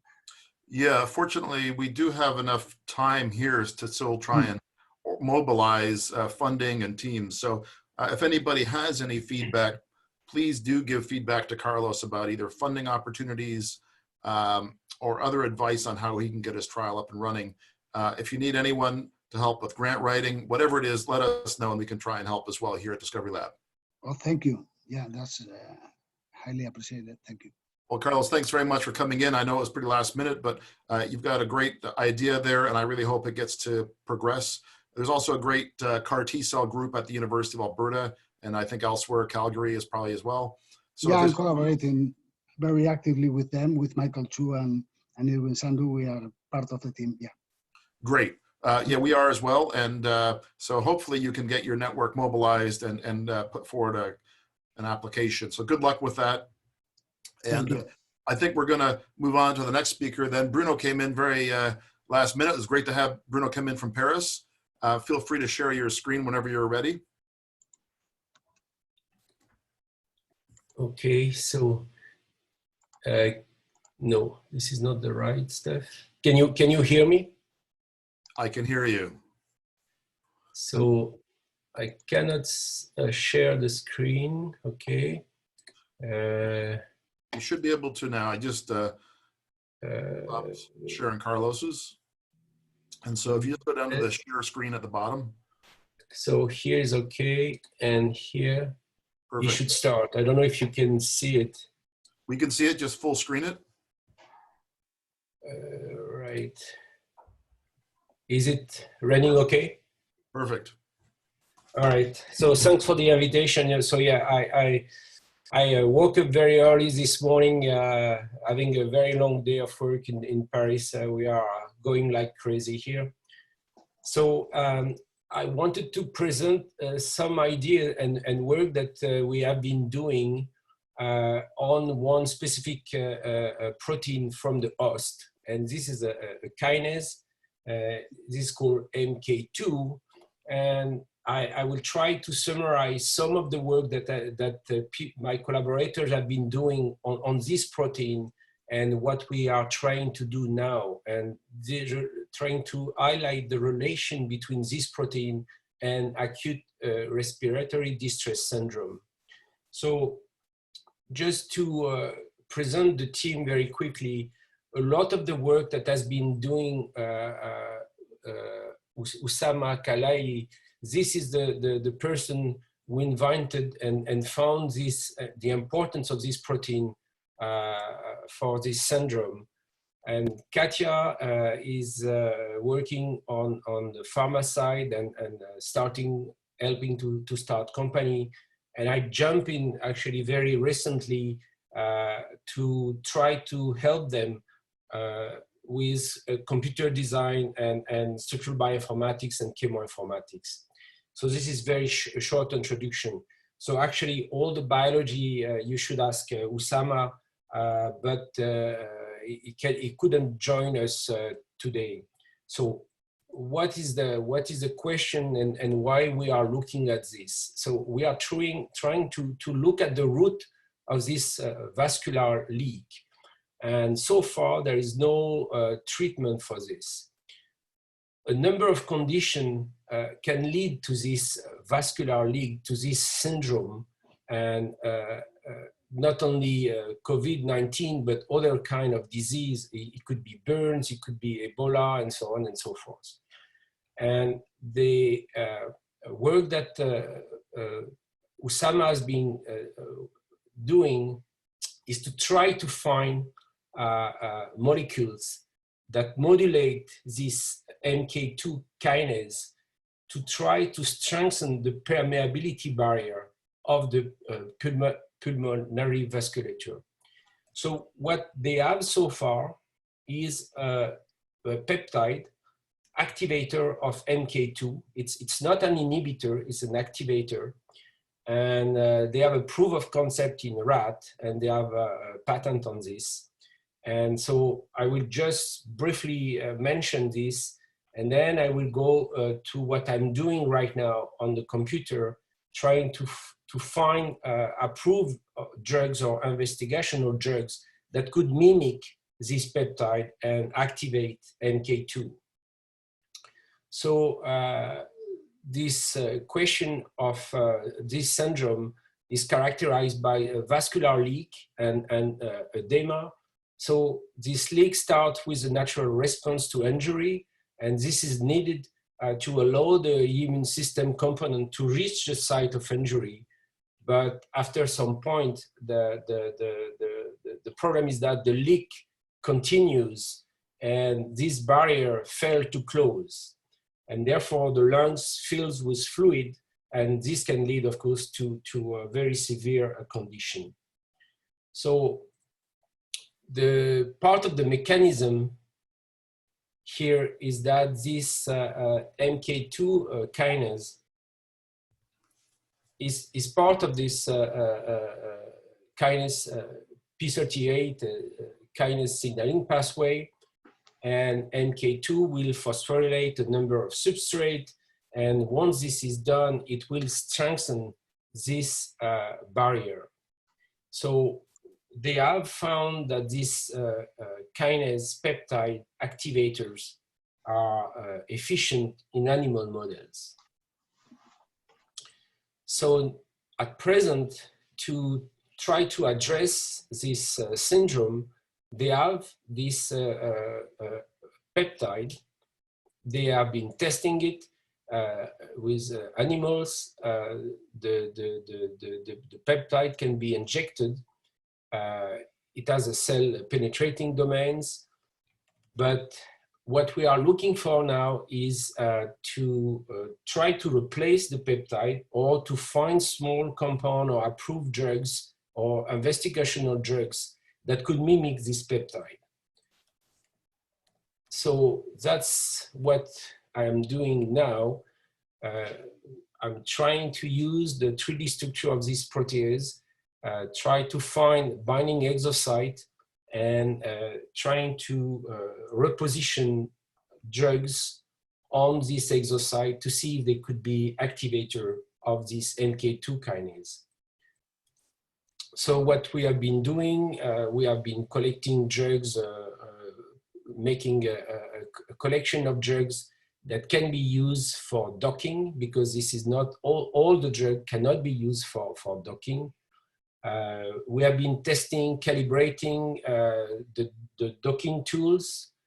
We have been using different type of scoring function, machine learning scoring function, consensus scoring, and so on and so forth. And we have been testing also a lot of tools to explore exosites, essentially machine learning approaches. So the situation very quickly here is that I collected a bunch of drugs from different places, did some curation, machine learning, and I ended up with a collection of about 8,000 molecules that are compatible with the docking experiments. And so we calibrated the virtual screening protocol on the catalytic side. So this is not what we want. We want activator, but we wanted to check that the tools that we were using and the scoring function could somehow be efficient on the catalytic side, because there are known inhibitors for this protein. And so what we did here, I don't know why it's like this. Can you still hear me? Yes, that's fine. Thank you. Okay, because I have some bug here. Okay, so we redock the compound collection on the catalytic side, and obviously we found inhibitors, kinase inhibitor that work very well. So the scoring function should be okay for that. We found also other molecules that are not kinase inhibitor, but that could be an interesting starting point for this protein. And then we went on finding exosites using different type of machine learning approach, geometry approach, energetic approaches. So we have a bunch of places where we could do the docking, the structure-based virtual screening with approved drugs or investigational compounds. And we have been also doing a bunch of docking, full surface docking, blind docking, because we don't know exactly where this peptide, the known peptide that Usama has found, this MK2 activation peptide, is binding. So we have been doing a bunch of blind docking experiments, and now we try to merge all the data, try to integrate the data and select the right pockets to avoid noise, because obviously in this kind of computation, you have a lot of noise due to inaccuracy of the scoring function. So we are trying to refine this, and the goal now will be to dock all the small compounds that we have on the different binding pockets. We believe that this could be interesting for the treatment for COVID disease, but also for many other types of disease. The peptide is working in animal models, so they have IP on this. And now we are looking to finish the computation and trying to test the compound in vitro and test the compound that we could find this activator of MK2 in animal models. So this is a very short presentation that I couldn't prepare today. So this, if you have a question, and I would be happy to try to answer. Yeah. Thanks very much, Bruno, for coming in at the last minute. If anybody has any questions, feel free to put them in the chat space. I'm going to launch a poll because Bruno and his team are actually going to be looking for funding, I think, going forwards. So feel free to give Bruno any feedback there in the poll. I'm wondering, is there any post-translational modifications or? Yes, there are, yeah. But what we are essentially interested in is in protein-protein interaction site, allosteric site. This is the places where most likely this activating peptide is binding already. We could not characterize exactly the binding site of the peptide.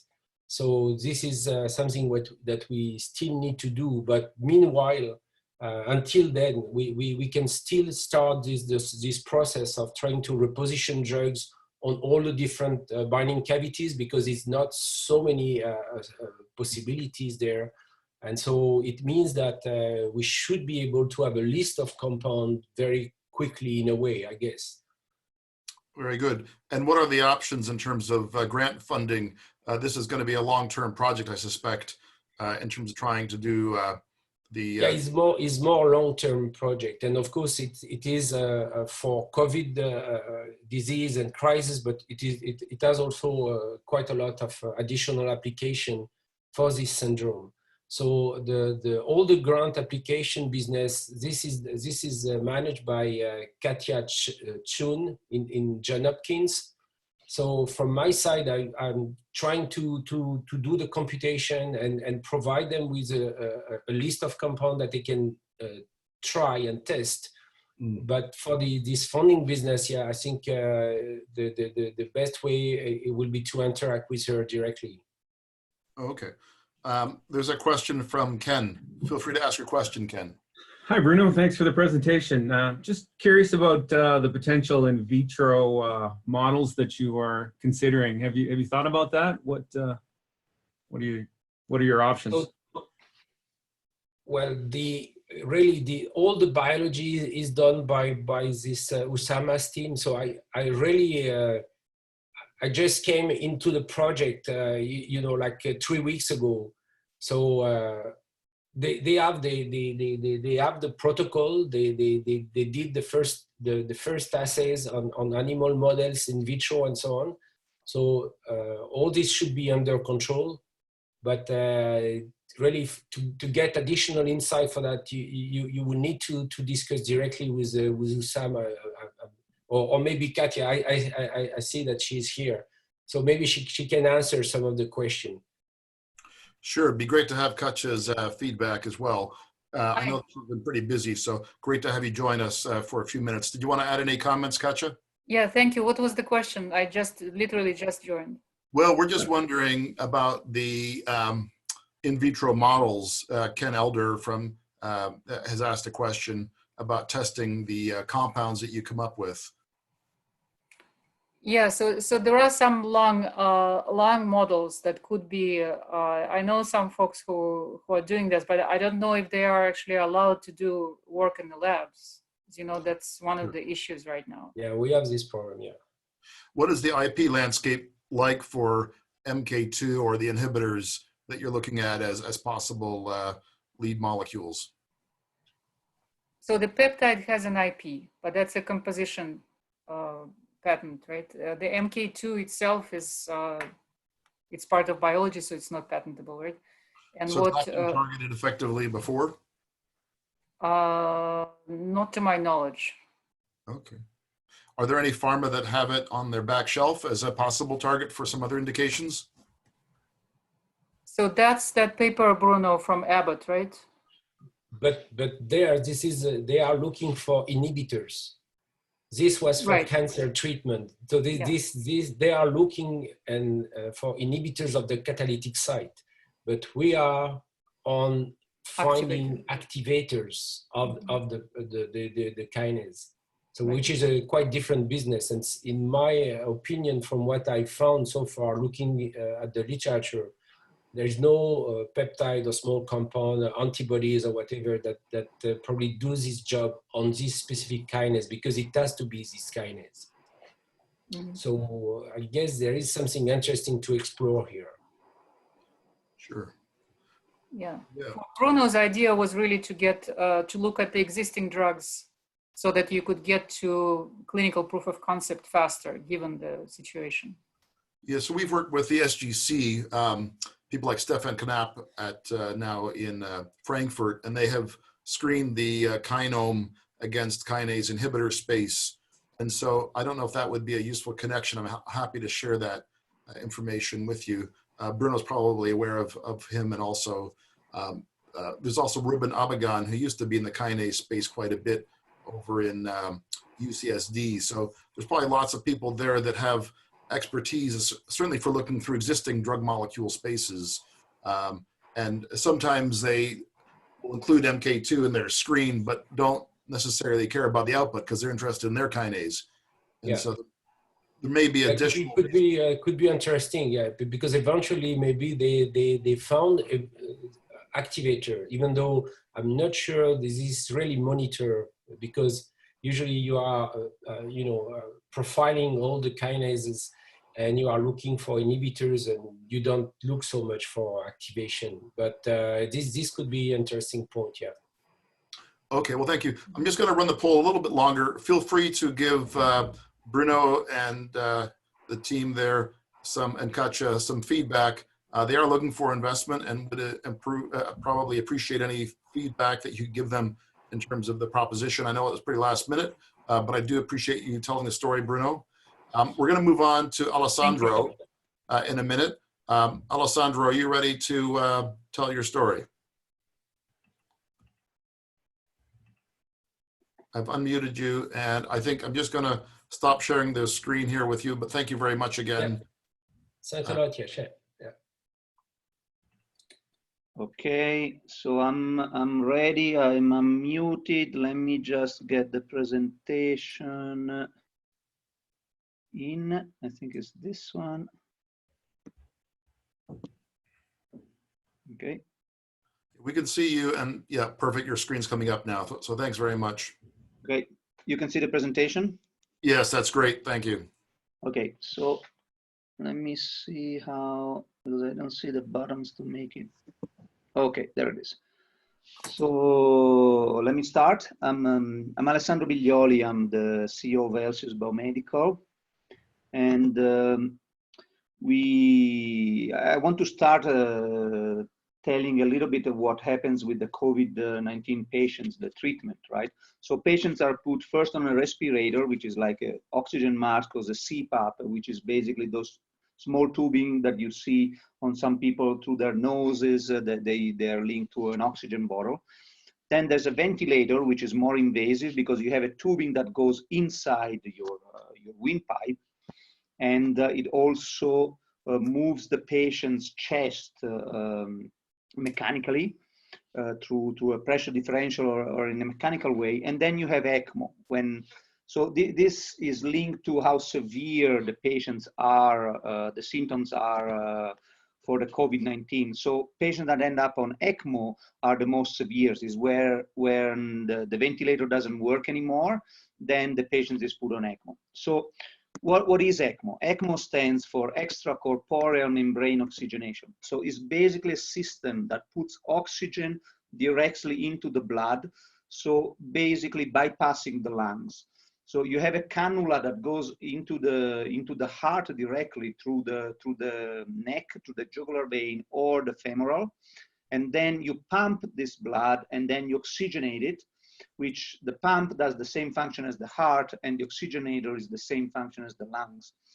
And so you can bypass the lungs and have the patient recover. So it takes some of the load out of the heart and the lungs. In COVID-19 patients, of course, the issue is the lungs more than the heart.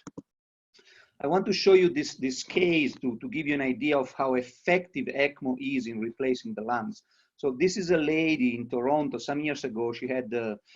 She had cystic fibrosis and with a very strong infection, and her lungs needed, that was spreading throughout her body. So her lungs needed to be taken out completely. So she survived 6 days without lungs completely. So the ECMO machine was able to completely take over the oxygenation of the blood for the patient for 6 days. And then she was waiting for a transplant. She got a transplant, then she got back to a normal life. So ECMO can, this is an extreme case, but ECMO can go from, let's say, 0% of taking off over your lungs to 100%. So ECMO has a long story as a technology for treating patients during respiratory pandemics. So it's used normally for the seasonal flu. It started being used on adults for the SARS. It was used on the MERS, H1N1, and now is starting to get used for COVID-19 in massive numbers. So what happened? I don't have it here on the slides, but yesterday three things happened. One was CNN talked about ECMO as a therapy that is important, and this gives, let's say, the general population an idea of ECMO as a therapy with the ventilators and everything. The other one was a big article on the Washington Post, which has some issues, but again, mass distribution. And finally, the FDA relaxed the requirements to get ECMO used on patients in this situation, which is kind of unprecedented. So there's a recognition everywhere that ECMO works and works for COVID patients. So these are some other data. So it's 3 to 5% of COVID-19 patients would need ECMO. So that's kind of a big number. It's growing with each epidemic, each pandemic, because people, doctors especially, understand how to use ECMO for those patients.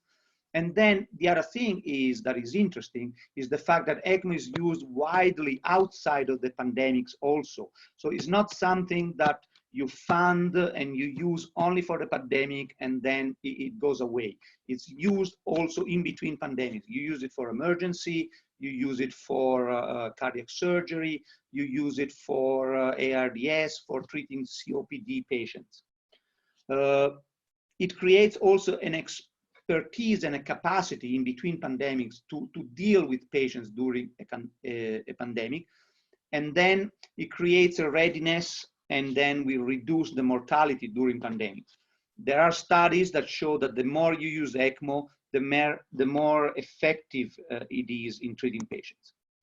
So this, we talked a little bit about it, where the patients come from outside of a pandemic: emergency, post-cardiac surgery, premature birth, respiratory, and then as a bridge to transplant.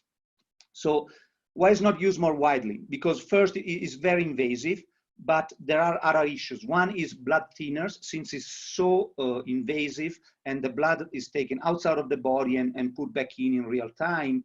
It requires a significant dosage of systemic blood thinners. They come with a lot of side effects.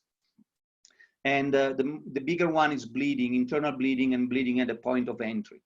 Versatility: you need to be able to have a device that works with premature babies, for example, to elderly patients with the flu. So, and everything in between. Cardiac patients, respiratory patients, you name it. And then transportation. Here you see a couple of issues. One is a patient on the left. You can see probably the feet. Is a patient on the left that is being transported inside a military plane. And then on the right is a patient being on ECMO, being deambulated inside of an ICU. So transportation is an issue. Right now, it's not really transportable. So what we did, I mean, regardless of the pandemic, we decided to tackle those issues specific to ECMO.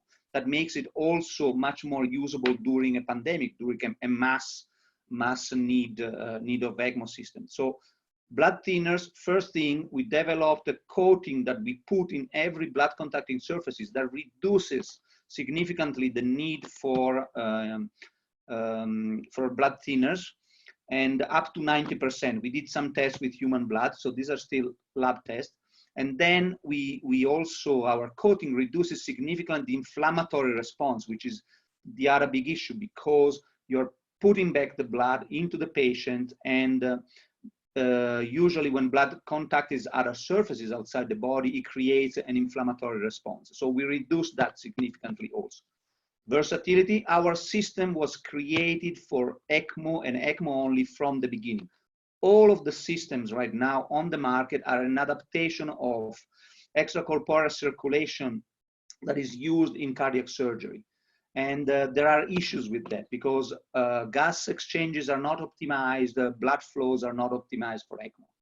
Finally, transportation. Our system, this is the size of our system. So it's transportable. You can put it, let's say, bedside, very close to the patient. So you can reduce the tubing that goes from the ECMO system to, I don't know, my screen kind of vanished.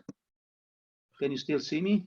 Yeah, sorry about that, Alessandro. I just wanted to have you show the audience the device. Yeah, oh, okay, sorry. Yeah. Oh, yes, sorry. Nobody could see it. Yeah, that's impressive. So this is the device. So we have the blood pump and the oxygenator integrated together. That's something that no one else has, because the blood pump and the oxygenator are separated in all the systems in the market. And as you can see, the tubing can go from here directly into the patient's neck. So very short tubing, which reduces the need for blood thinners, reduces the need for anti-inflammatory drugs, and reduces also the need for temperature management of the blood. Because if you have a lot of tubing, ICU's temperature usually are low, and then you're cooling the patient and you need to reheat it. So you need also a heat exchanger. We don't need all that. Okay, so we can go to the presentation. Yeah, thank you very much. Yeah, sorry about it. I didn't realize nobody was seeing me. So again, for transportation, as you've seen, a blood pump and oxygenator are integrated in one single unit. And then you have a console that runs everything. So the whole system basically weighs something like 5 kilograms. So let me try to see. Okay. So next slide. So very quickly, so this means better outcomes for patients, which means less time in the hospital. It's important because less time in the hospital cuts the costs. ECMO is a very expensive therapy because patients need to be monitored at all times, and ICU times are expensive. So right now, you cannot have a medical devices that doesn't cut the cost for the hospital. So as an example, in the United States, a typical ECMO patient can cost up to $1 million. So we can reduce the time in the hospital about 50%, which reduces the cost about 50% also, because the main cost driver for ECMO therapy is the time in the ICU. As we said, you can see in the circle, then you have less cost, and then you have more capacity because you keep the patient less in the hospital, you have more beds, you can treat more patients. In a pandemic, this is critical because you can have patients stay in the intensive care less, and so you're not clogging the system.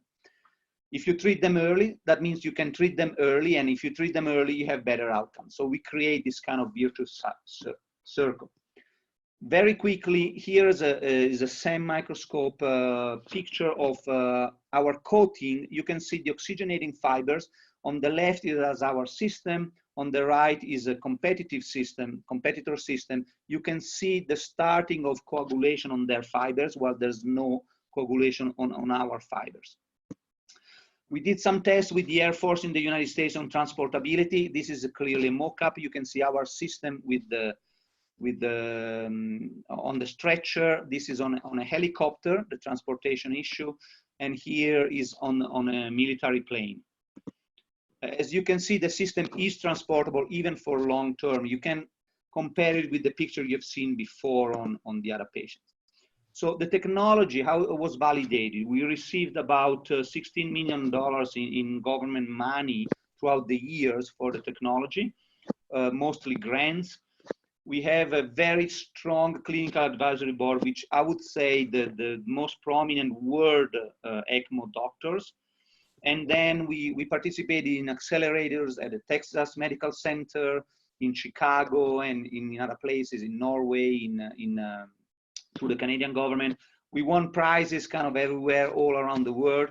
And then we have international investors and one big investor, which is WSGR, which is one of the prominent IP firm in Silicon Valley. So this is the opportunity. I think our system has the potential to become the market leader and the standard of care for ECMO, regardless of COVID-19. It can definitely help with COVID-19 patients when it's ready. It's not ready yet. We are about 1 to 1.5 years, unfortunately, away from market. But the latest projection on COVID-19 talk about a couple of years at least of this virus going back and forth, unless we get a vaccine.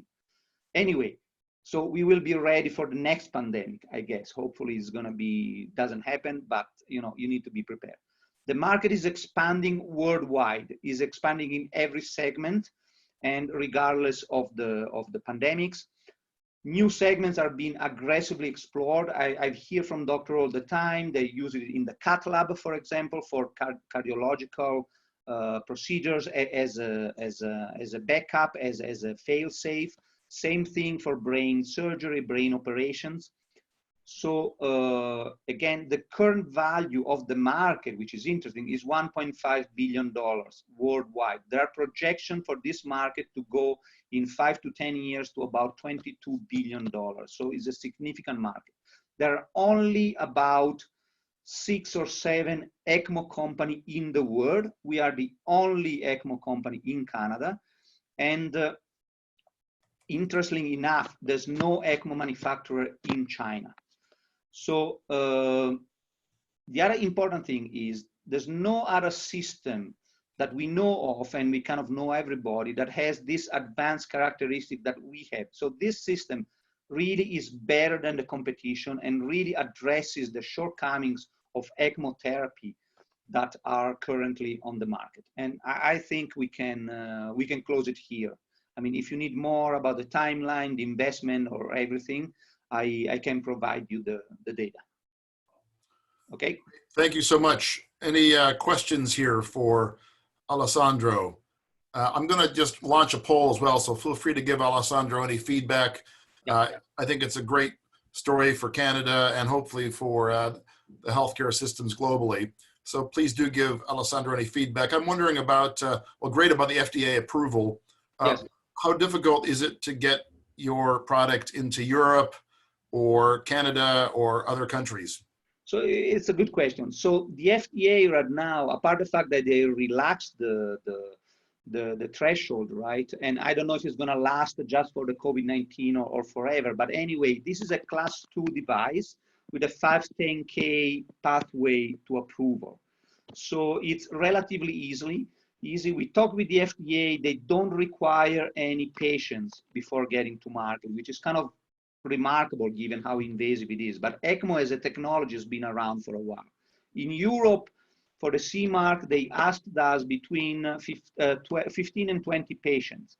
We talked with TÜV in Germany, and we talked with the hospitals, and we have 2 sites that we are considering for Germany. So 15, 20 patients in Europe for the CE mark, no patients probably in the US for the FDA. We can use the data from Europe for the FDA.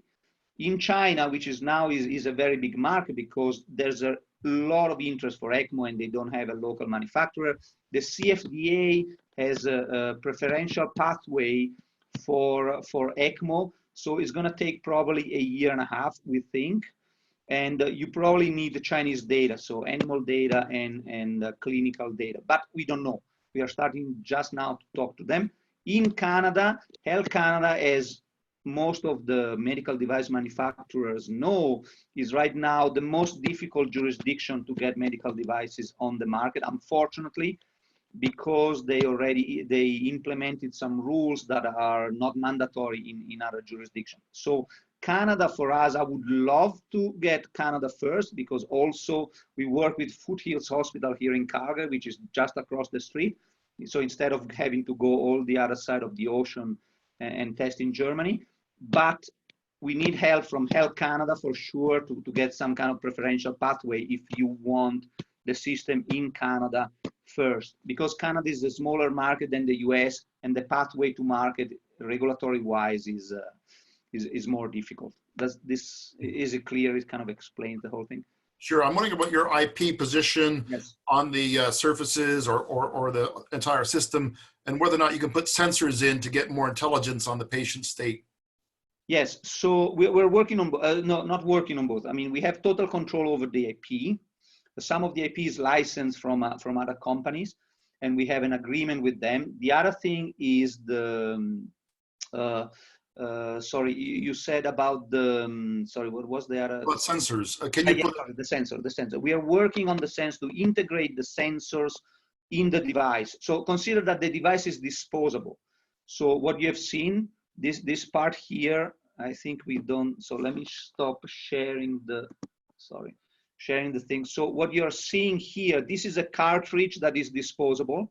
And we are usually the sensor are on the line, so on the tubings that come outside. We want to integrate it inside the device, and we are working with a couple of partners that have been working with for 20 years to put the sensor inside the device, and they will be covered by IP for that we're gonna develop there. But we are, I would say, 50% on the way of putting sensors inside the device. Very good. And you said there's only a handful of companies in the space. Are they working in collaboration or partnership, or is it a pretty competitive landscape right now? So the market is interesting because the market is dominated by one company called Maquet out of Germany. They're part of a bigger group which is called Getinge. It's a Swedish group. They do hospitals, they do big things, but they have a cardiovascular division that does ECMO, and they own 85% of the market. We had contact with them. We had contact with all the others. So the others are the big ones: Medtronic, Terumo, Livanova.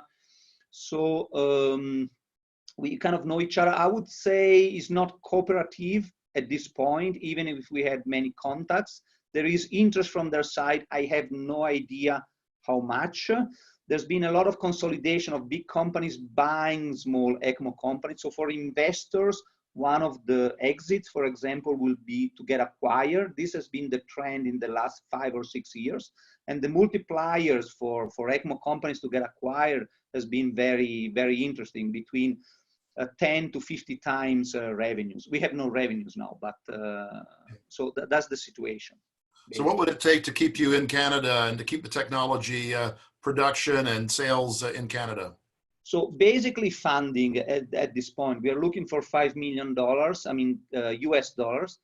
And then that will allow us to remain in Canada. Unfortunately, right now we are receiving, unfortunately for us, but we are receiving a lot of interest from other countries, specifically from China. The Chinese government gave us a little bit of money, and they are considering a joint venture to set up a production facility in China.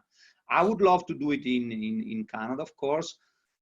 If we get enough money, I'm more than happy to keep everything in the country, of course. And, sure. So that's the situation right now. Okay, well, let's see if there's any more advice, suggestions, contacts for Alessandro. Please put them in the chat space or fill out the poll. Thanks very much. That was a great talk, and it sounds like there's lots happening. So good luck with your continued pursuit of the funding. Thank you very much for having me. Thank you, Michael. Okay, thank you so much. So Gregg's up next. So I'm going to ask Gregg to share his screen. Sure thing. Let's see if we can get this. Oh, hang on. How you doing, Gregg? I'm doing well, thank you. Well, thanks for coming on board today. I really appreciate it. Let me get that shared, and then we can see your screen. All That's right. Perfect. Great, thanks.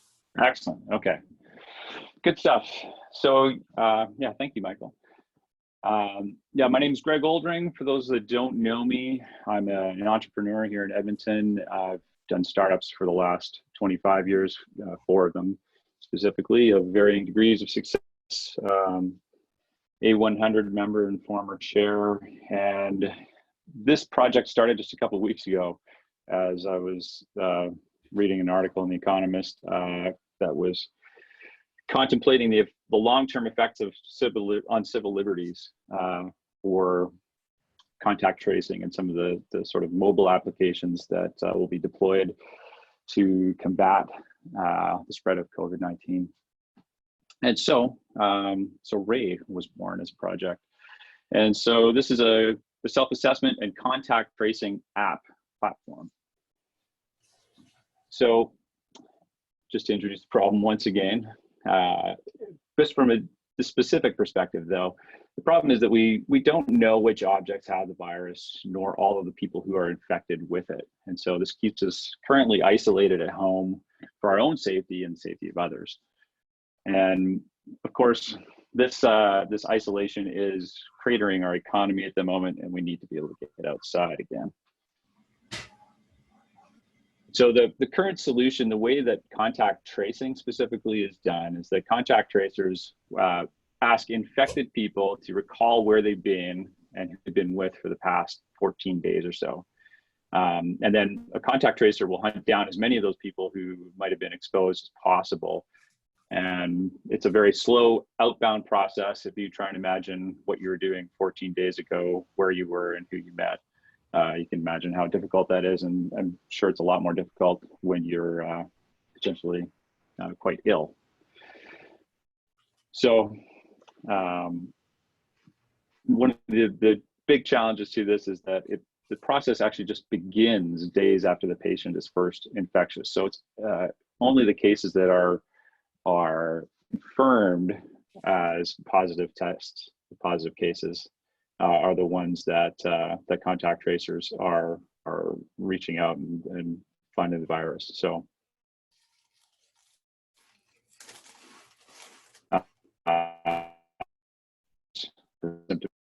infectious.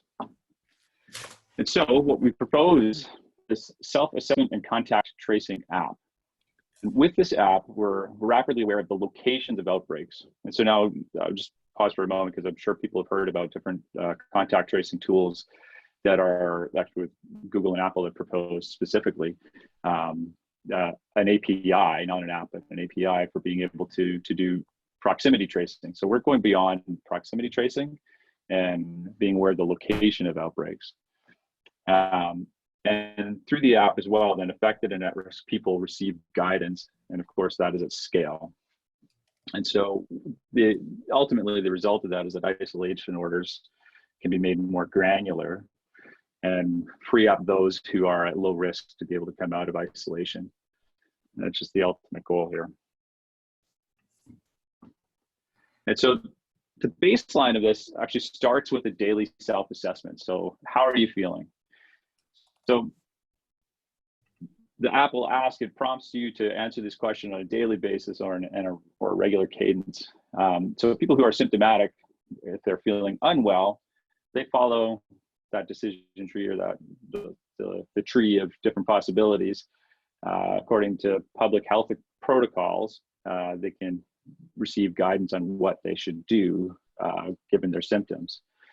And when people are symptomatic or infected, their information or that information is anonymized but shared publicly. And it's shared publicly in the sense that when they enter, they record their journeys when they go out of the house. So outside of your home, when you visit zones, if anyone's used Strava, I'm an exercise kind of person. I like to use Strava. It's this thing that when you run, we go for a run or you go for a bike ride, it keeps track of your time through different segments, different parts along the path that you've taken that other people also take, and you can compare it with others. Same sort of mental model here. When you enter zones, which are public spaces, your visit to that zone is logged publicly as an anonymous user. And then should a person become symptomatic or test positive, the people who visit that zone at the same time and for 72 hours afterward are considered together. And so what that gives us is a group of people that, should they become symptomatic, we can become aware of outbreaks earlier. And likewise, we can prompt those people on maybe a more regular cadence for self-assessment. The app also considers proximity. So there's an API that I think I've discussed that Apple and Google are exposing mid-May to be able to do contact tracing through a Bluetooth protocol. So it's just the pinging of Bluetooth of devices to one another. So specifically your phone, when it's in close proximity with another phone, we can log that and anonymously again, and so that people can be notified of risk of contact with a person. Of course, it's notable that it's not the person. It's not an airborne virus transmission. Isn't through air. It is typically on surfaces. It's like droplets that are on surfaces. So surfaces are actually very important. So it's not just the proximity to a person, but it's also what you've touched, that they've touched, or that they've breathed on, or spoken moistly on, as our Prime Minister noted a while ago. Very funny. Now, an important part of this is that it's a voluntary app. So the whole system is voluntary. So governments and public health authorities, they don't need to compel people to provide their personally identifiable information for this platform to have utility, and which is really important, particularly in Western democracies. But it's at the point in time that you're, especially when you're talking to a contact tracer, at that point in time when you're having to try and remember where you were 14 days ago and who you spoke to, and all the other information that you would just typically have, or when you started feeling ill and so on. All of that information is recorded for you, and you just provide it to that person, and you can share that actually out of band, either just on the device, they can look at it, but you could also share it directly to them out of band. So again, it's a privacy related issue there, or a security related one. And it's anonymized, also very important. But the data itself is open and public. So each visit to a zone is recorded as an anonymous user. So, and that's, I mean, this has been sort of the protocols have been sort of worked out actually quite well with Google and Apple, and we can piggyback on some of the same ideas there for how that process is done. But so rather than tracking your entire path from your house, let's say, to work, it's just the zones that you visit along the way, or an individual user that's visited one of those zones at a different time. And so you've got a different ID when you go to the next spot. And zones, of course, they're limited to public spaces. So it's not when you go to your house or your grandma's house, or your political party's gathering, perhaps, depending on where you live, that can be more of a concern than another. But public spaces are where this is limited to. So things that are really important with this is because it is a voluntary system, even with the participation of a public health authority, you need traction for this to work. There's actually sort of network effects to having more users on a platform like this. And so you need to actually have a really compelling incentives for why a person should use an app like this. And so we've thought through those protocols, or through that part of it. And really, ultimately, it has to be your selfish needs of security and need for control as an individual user. That's the driver as why someone will adopt this. So having security of being able to know that, okay, I need to have a higher degree of precaution if I go to this area, that gives you a sense of control and security, to be aware of what's going on around you. It just feels better, whereas at this moment we all feel a bit out of control. And then also the unselfish desire to do one's part, to be sort of part of something larger than ourselves, that can help one another in our community. And then the growth hacking initiatives are sort of to be determined for this. So that's a really essential part of this, though. So we want to use exponential growth against the virus. So just the picture there of the device is just showing the idea of a buddy system for this, so that when you sign up, if you're not doing your daily self-assessments, that you're electing some buddies that are going to check in on you if you haven't been doing your assessments. And that's just an easy way to create an R0 for the app itself. Actually, in marketing, use the same sort of terminology, interestingly. So engagement is another issue. So motivation for this is going to wane over time. So especially with many interactions with the app that are, that everything is fine, let's say, that you are fine and that there's nothing around you, what's the incentive to keep using it? Well, for systems like that, you got to think those things through. There's gamification of, silly kind of seeming things at the moment, but points and stars and whatever it takes to actually hold people's interest, to keep the engagement of the app. And actually in this community here, and there's actually a lot of people who are really quite good at that sort of thing, game developers and so on. But the app ultimately will reward positive behavior and encourage daily use, and encourage that throughout the crisis. Another concern is panic. Will a system like this induce panic in the community? And really, this is a data science issue.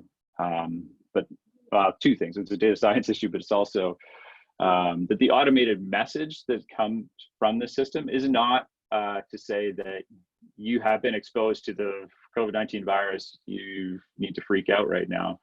It's actually just to perhaps change the frequency with which you're going to get prompted to ask how you're feeling, because you are at a higher risk.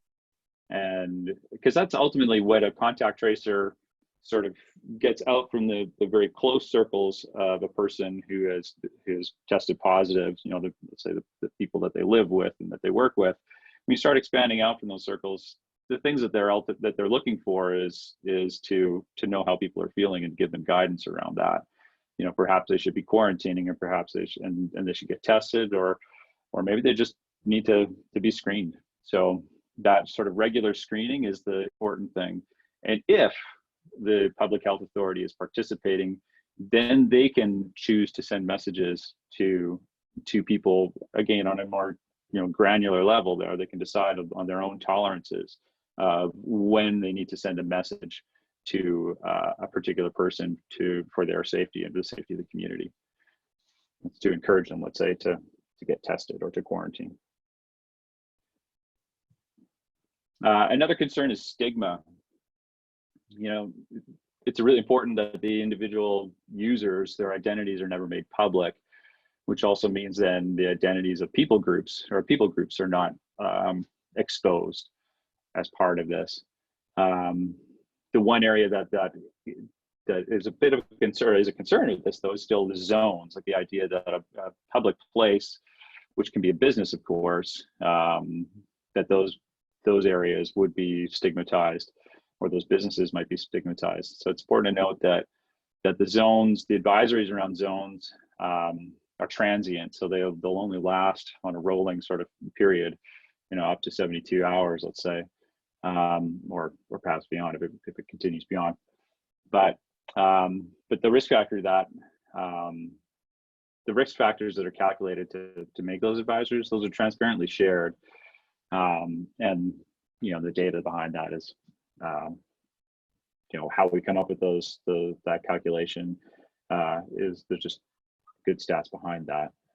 And this is actually an area, though, that's really worthy of more discussion and some more interest to understand the incentives for individual businesses to want to participate on this as well.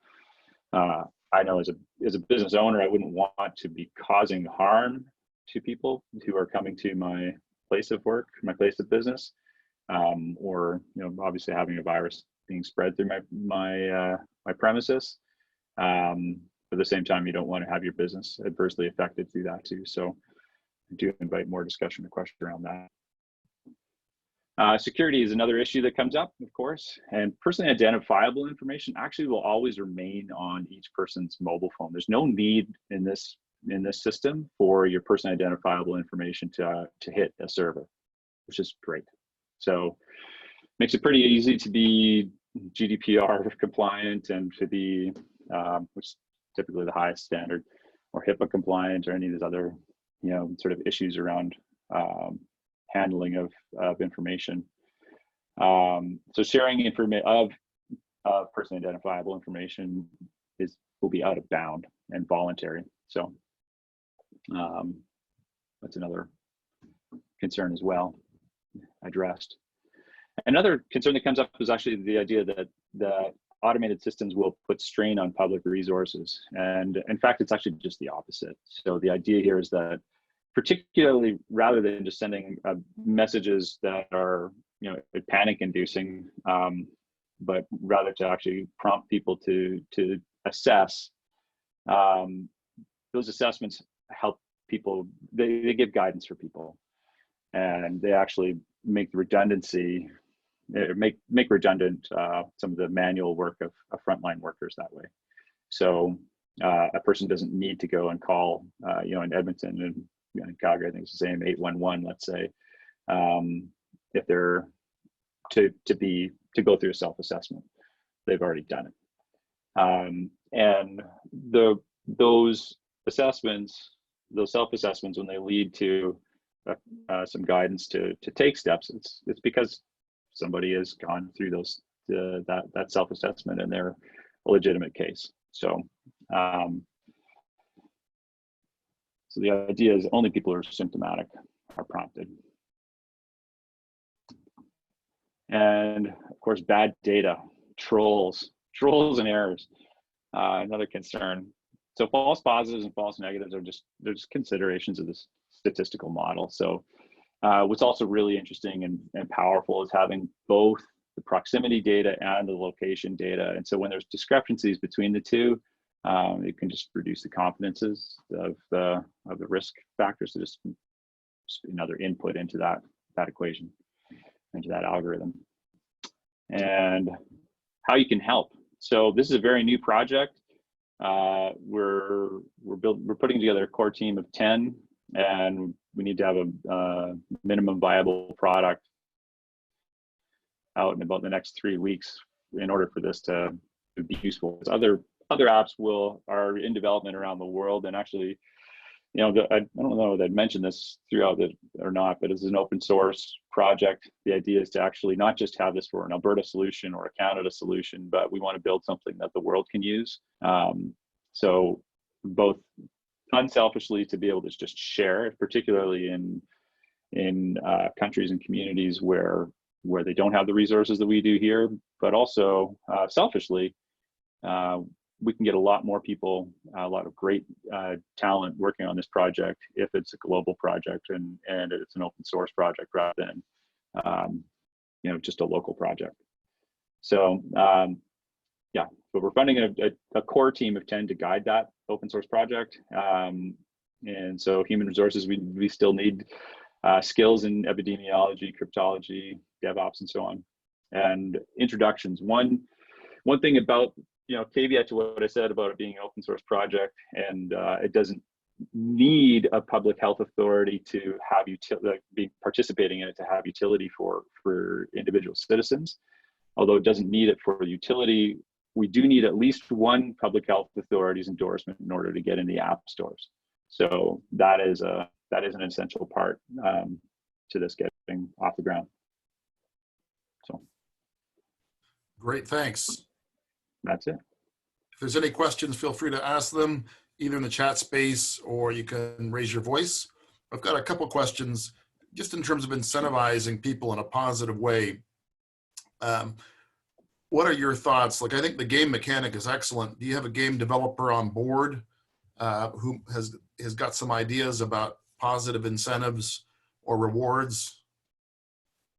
I have lots of friends in that space, and none of them that are able to jump ship from what they're doing right now yet. One of the ideas actually that we have for that is to approach game developers and other product companies as well, to say, can we second 10% of your staff for 6 to 8 weeks, just as an idea to be able to actually get developers on board for that. So. Yeah, so people really want to connect with friends, especially nowadays. So is there some way that you can share the data that's being acquired with your friends so they can figure out how you're doing and how they might be able to help you, either get you some food or get to the hospital or whatever? Yeah. That's a really interesting part of this. And so it's another feature basically around that. So I think it really plays into, you know, the continued use of the app.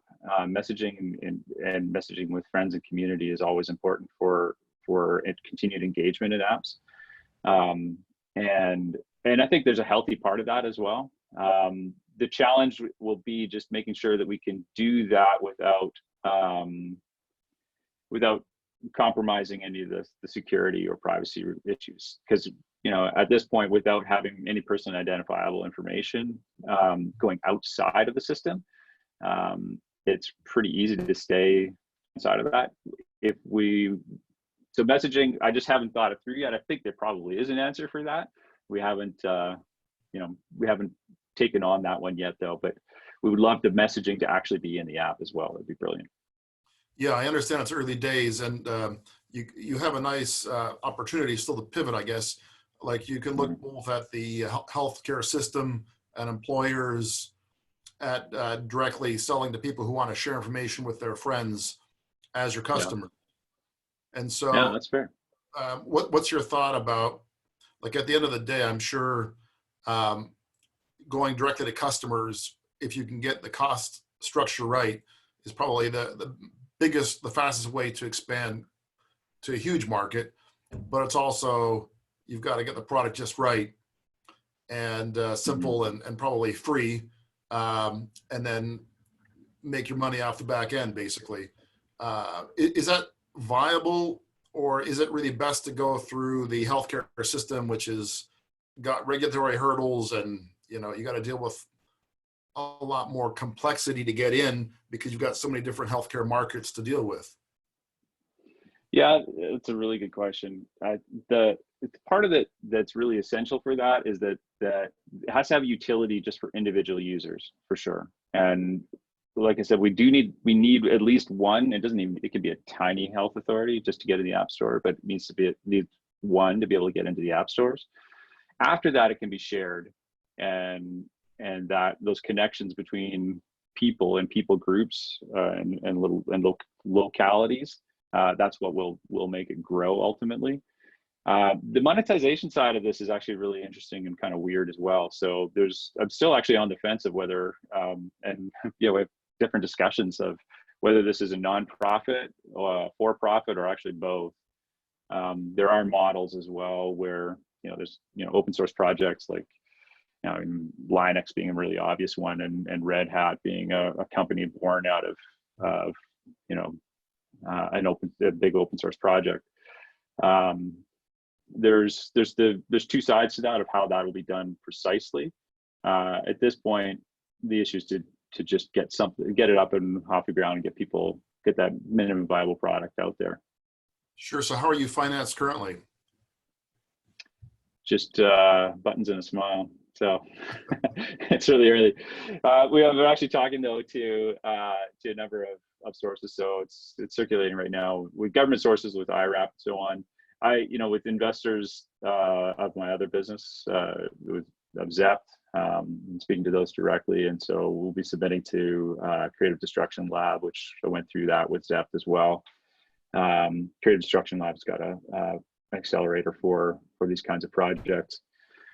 So it's interesting. So there are a lot of people who are interested in donating to a project like this, and a lot of people who are interested in investing in a project like this. And so it's a little bit of an open discussion. I'd actually love feedback from people here as well, what your opinion is on that. Yeah, sure. I'd be happy to have anyone pipe up. But what we hear is that investors are still looking for a return. And that may be difficult, especially if it's a short-term problem and it's hard to see through all the smoke right now. And the government, I think, is looking to support certainly open innovation projects, and that gives you a little more opportunity to pivot in the future as well. So do you have any collaborators at universities or other public institutions that can help with getting some pump priming money? They don't usually take IP as well, or equity stakes in Canada. A lot of the funders that just want to see the work go forward at the early stage. Is that helpful? Some of the universities, do you have connections there? Yeah, absolutely. Absolutely, that'd be helpful, particularly, you know, like I mentioned, cryptology, epidemiology. Yeah. There's a large artificial intelligence group. So Russell's on the line. I don't know if he can hear me or not, but there are people here who might be able to connect you also to gamification. I know that they're busy, but a lot of the game developers are not making tons of money. It's a pretty competitive space, and the serious games is actually a very interesting one where there's a number of people, including in the medical school here. So Russell, feel free to chip in.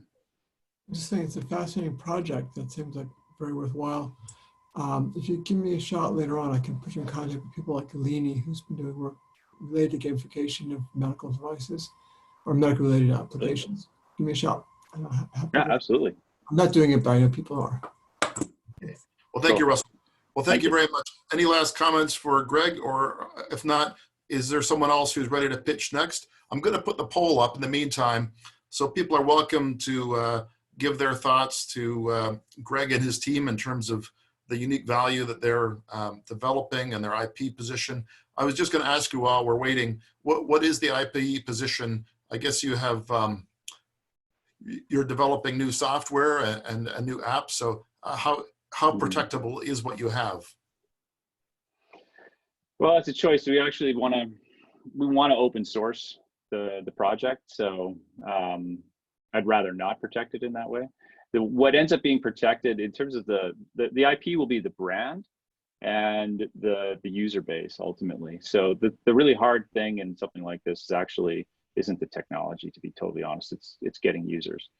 And so should this be adopted widely, that's the powerful part of this. And so having a community of users of millions of people who are daily using your app for health-related things, particularly, that's where there are, you don't have to be too creative to see where there's opportunities for that, post-pandemic. But at this point in time, we're really kind of focused on the pandemic and evaluate our options after, or near the end of it, where it seems to be clearing up. Sure. Yeah, well, that sounds great. I guess the key thing there is to get lots of people on board with what you've got. And so your brand, I guess you're just developing this product now. What is it like to develop a new brand from scratch? That part's fun, actually. I mean, the backstory of the brand for this one is that Ray is a kid who always asks people how they're doing and genuinely wants to know. He happens to be my kid, but the story's not really about me. I detest that. We tested a whole bunch of other sort of things like, human exponential and exponential health and things like that. And, it's funny, just that idea. That brand is a pretty fresh brand that we could work around. Because Ray, as a ray of light, ray of hope, a lot of positive associations with it and a lot of things you could do with that. Okay. Nice little backstory, as long as it's not mentioned that it's my kid.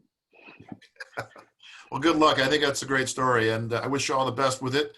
And hopefully people can offer some help and support, because I think if you do get a viral, probably the wrong word to use, but it's the right word. It's correct. Some connectivity to the community out there, then hopefully it can grow. So thanks so much, Gregg. I really appreciate you coming in last minute, and thanks for presenting and stay in touch. Thank you, Michael. Okay, so our next presenter is Prabhat Jha from the University of Toronto. Hi, Michael. Hi, how are you doing? Good, and you? Very good. Thanks for coming on board today. I really appreciate it. Sure. I'm ready to go. Okay, we can see your screen. That's great. Okay. So I listened in the last couple of conversations. So what we'd like to pitch is really a discovery platform to help us track this extraordinary epidemic. I'll admit it's not intended to make money. That wasn't our intent, but the intent is to gather data that can help us much faster, in a much faster way, control and end the epidemic. And from that sense, the returns on investment of doing the epidemiology right are extraordinary. So I think everyone knows the dire statistics that we've already got globally at least 130,000 deaths from COVID, and every 7 days, the total numbers of deaths increase. And this is both a frightening feature, but it's also an extraordinary opportunity to try to understand what are the trajectories. So we're in the death business. Our epidemiological research focuses on quantification of mortality. And what we've done is try to reshape our work very quickly to say, what can we do to get death data that would help guide the responses? And in particular, that's important because the testing data, which everyone knows is quite uneven still, except for Iceland. Most countries have not done the kind of complete population-based testing that you would need. Now, the deaths, by contrast, don't have the biases that you get from testing. Basically, if you've got a complete registration of deaths, as we do in Canada, and you're able to track daily deaths, then you'll get a pretty good count of what are the trajectories.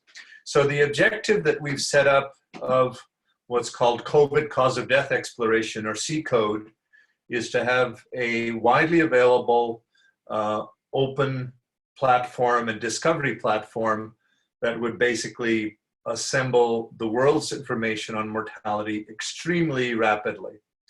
And the idea is to create, first of all, a good set of data on what are the respiratory deaths in the past. So you need to know the baseline of where these deaths have occurred, in which countries. And we're focusing on 16 target countries to start, which represent about 95% of the COVID deaths as of April the 12th. And so this is getting the baseline right. The second is to examine, well, how much is the excess from current COVID deaths direct, and how much is it indirect? I think all of us have been following some of the news stories that care is not occurring in some settings, particularly in New York. So people with heart attacks are staying at home and not getting treated. So that needs to be quantified also reasonably quickly and in real time. The third element on which we've focused is to get a reliable forecasting model. The standard infectious disease models that are used to guide decisions like physical distancing are good in that way. They tell you what kind of interventions might be useful, but they're not very good at telling you where you are. So what is needed there is to move from a what's called SIR mathematical modeling to actual statistical modeling, meaning you're using actual day-to-day counts to give you a real time. And so this is it's uncomfortable territory, but as we're all learning in this epidemic, this is what you have to do. You have to kind of ride the tiger and figure out how you're going to ride the tiger. And data is the key thing that helps us make that connection.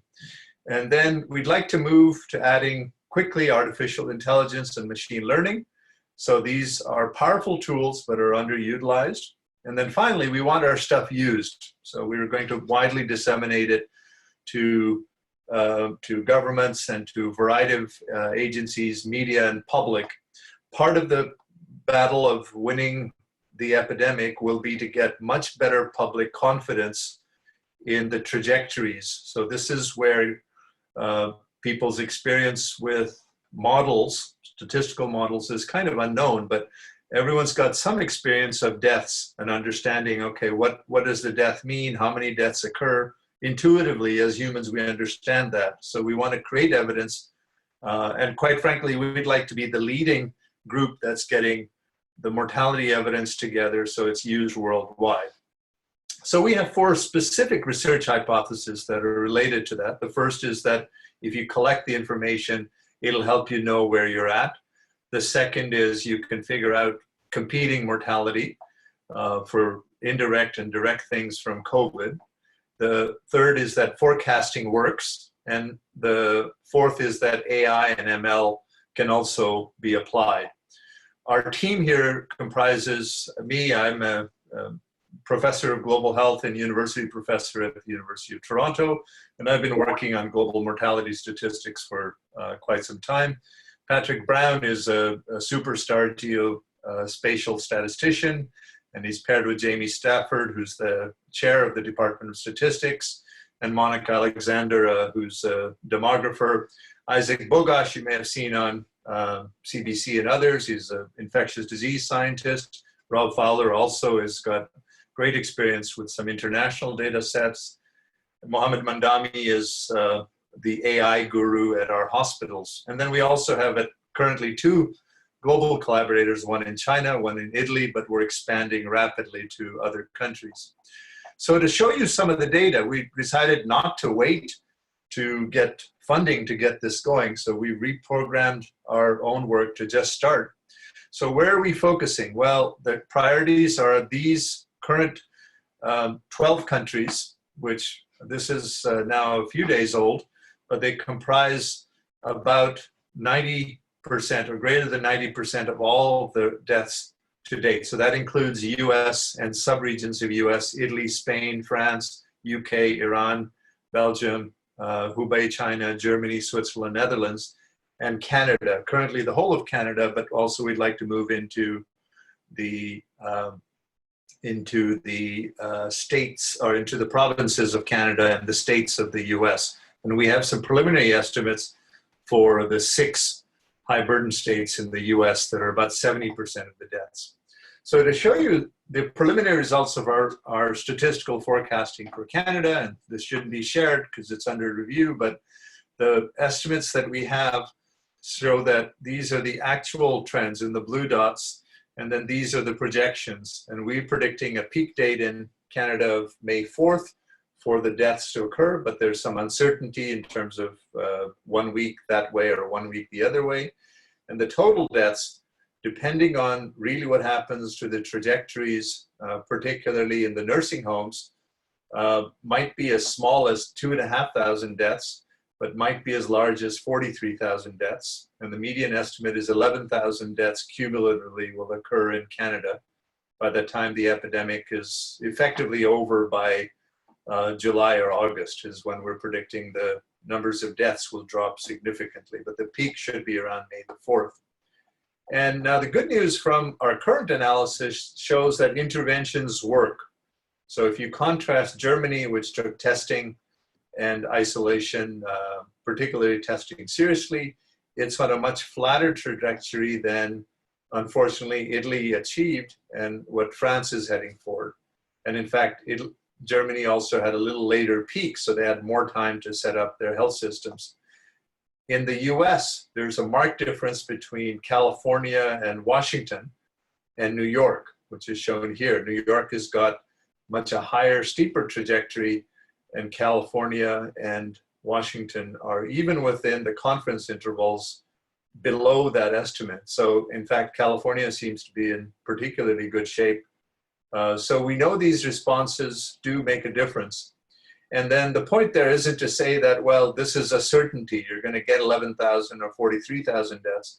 The point is to create daily updates of these data, have them available on the platform and shared widely to keep guiding the decisions that, for example, is the curve bending towards fewer deaths? Well, in Canada, that would very much involve a lot more attention to the nursing homes. That's a particular example. And you can track the progress on a daily basis in these blue dots to say, is the trajectory changing here? That kind of real-time information is what politicians, media, and the public want to have. More broadly, what we see just in the preliminary estimates is there's already remarkable variation.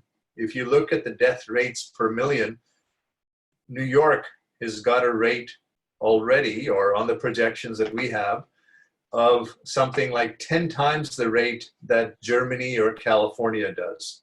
And so it does suggest there's really strong evidence of avoidability. So as mentioned, because this is so urgent, we have not waited for funding. We have some funding from CIHR to start the global work, which is actually on a project slightly different than this one. So we're borrowing some resources from that to get going. And we've set very aggressive timelines to get forecast models done, to get the baseline data, examine the trends, use the global data sets, and then apply artificial intelligence. And the goal very much is to make this an open source platform to share the data. And the main benefits of it is going to be a solid data repository that is the key thing that basically is the GPS for how to get out of this pandemic. So what do we need? Actually not much, but enough to get going. There's some resources, about 400,000 needed to reassign personnel, about 300,000 to really quickly suck up a lot of the global mortality data sets. There's some people out there that are taking public data and making it available in nice apps, but they want to be paid for it. And our approach is, well, good, they're doing the work, but just give them enough money that they share everything with you up front. And then they are collaborative and not saying, oh, you're taking our data, and you know, they're trying to have restrictive IP on it. We would say we would make it, we'd buy them out and get a good amount of data up front and explain the public health importance. And of course, there's some costs, of course, for creating the platforms. So that's what we're doing. It's the main logic here is that by getting good data and really taking advantage of the daily counts of mortality, we'd be able to figure out the story. We've already identified another theme in this work, which is wasn't there in the original, is there's good suggestions that many deaths are being missed. For example, the reports out of New York and the UK say many deaths occurring at nursing homes or at home, not in the hospital, are not recorded in the statistics. So we want to add an extra effort that would be, I call it the giant sucking sound of data capture, where we're going to try to get from every jurisdiction, what are the undercounts of deaths that occurred and how much of them are probable COVID deaths based upon age and other factors, and put them into the model. So what you've got for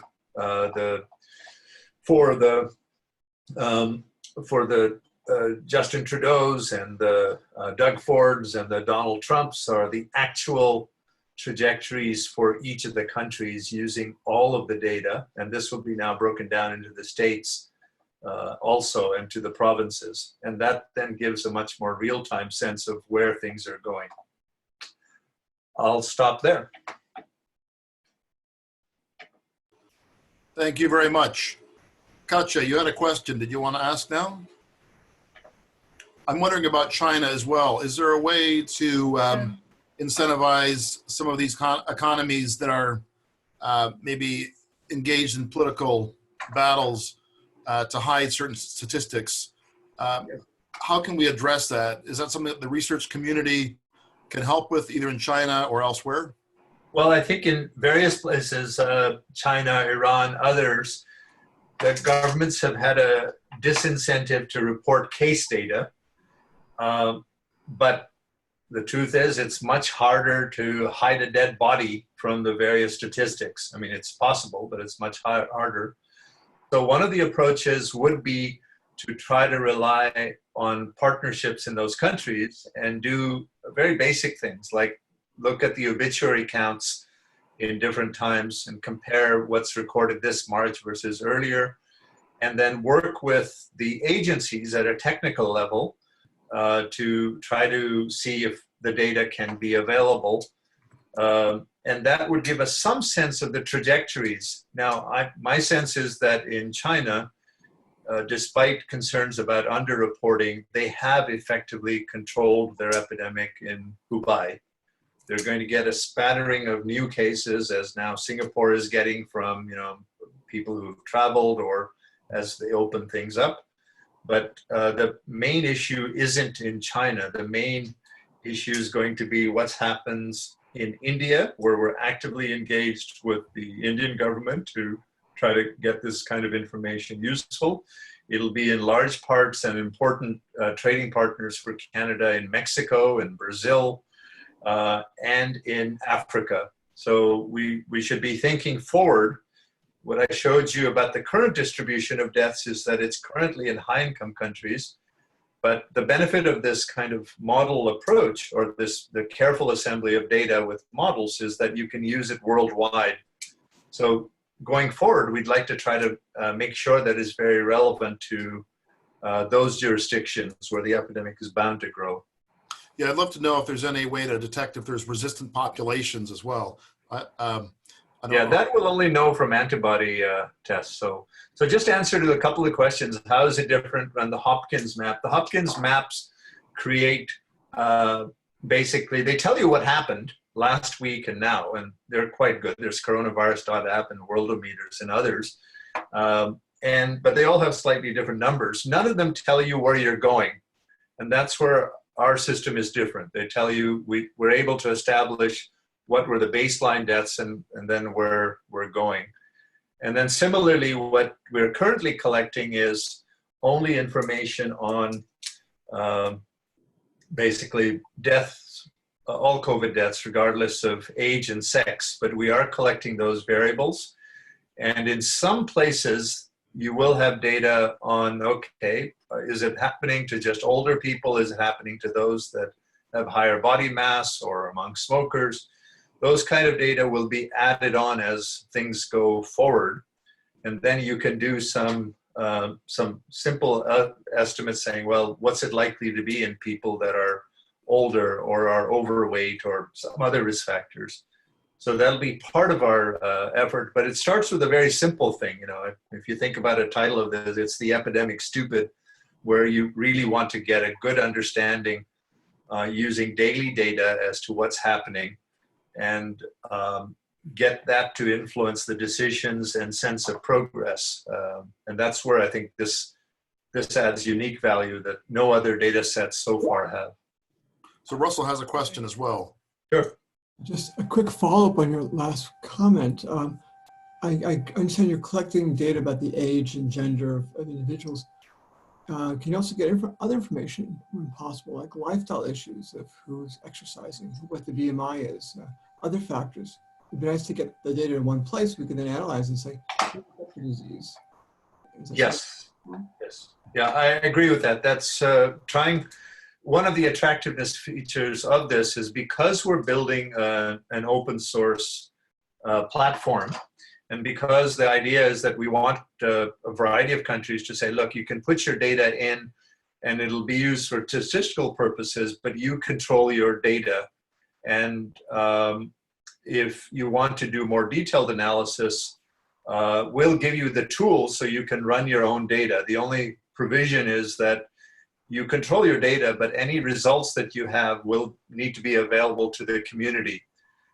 So Rob Fowler, our collaborator, has got a similar partnership with the international case reporting data sponsored with WHO, where you can get around this problem of, say, I don't want to share my data because it might be embarrassing. You say, well, you don't have to share your data, but run the analysis and the research community will see your results. That's the quid pro quo. And I think that encourages a place for people to share their information. And within that, the sets of parameters right now are narrow, but we have included information and plans to look at key risk factors. So one obviously is identified as being male, being a smoker, perhaps having diabetes, and the age groups. So all of this have already been identified, but more risk factors I think will be as we go along. Okay. Well, again, it'd also be interesting if certain organizations, countries or other organizations are going to release the data, it'd be nice to pool in one place. I appreciate that some places will not want to do that, but if those do, I'd like to get my hands on the big data sets if possible. Yeah. Yeah. I also wanted to point you to one of my colleagues came up with COVID Mapper, which came out recently. Yep. So, yeah. Yeah, we've seen those. All of those are playing in the space of looking at the mapping of cases, and the New York Times, Washington Post, they're all doing very nice jobs. The Financial Times website is just brilliant. What we're doing is putting that together for forecasting and careful projections of where things might go, and depending, because it's going to be updated daily, where things might go as interventions get scaled up. So you can get some sense, as we do very crudely, that Germany, Washington, California's efforts are already paying off. And that's really important confirmation to say, well, what are they doing right? Is the health insurance industry interested in what you're doing? Yeah, I think so. I think the one of the things that you can get is actuarial estimates of risk, and particularly when we look at competing mortality, you get some sense of the mortality hazards by age group. And for any kind of insurance pricing or others, the actuarial statistics that'll come out of this will be of relevance to the insurance companies. We haven't turned around and thought, well, is this something that we sell them, or we haven't been thinking of that way. You want it used. But if an insurance company comes along and says, we'd like to get a special analysis, we'd say, look, we're not going to take any money for this in the way of consulting fees, but put it into the platform so that it's bigger and better and can work in more countries and is more sustainable. So, there'd be an admission price in the way of supporting the platform, not in the way of saying, okay, we want to somehow monetize or make money off this platform. Well, that's great. Well, thank you so much. Great talk, and I really appreciate you coming in and telling your story. And do let us know if we can do anything else to help you. Appreciate it. Thank you. Taking that forward. So Don Kingston is next. Don, are you ready to show your video or screen? Can you hear me, Michael? Yes, I can hear you now, and I can see you. Oh, great. Do you want me to go ahead and share then? Please, that would be great. Okay. Oh, I got it here.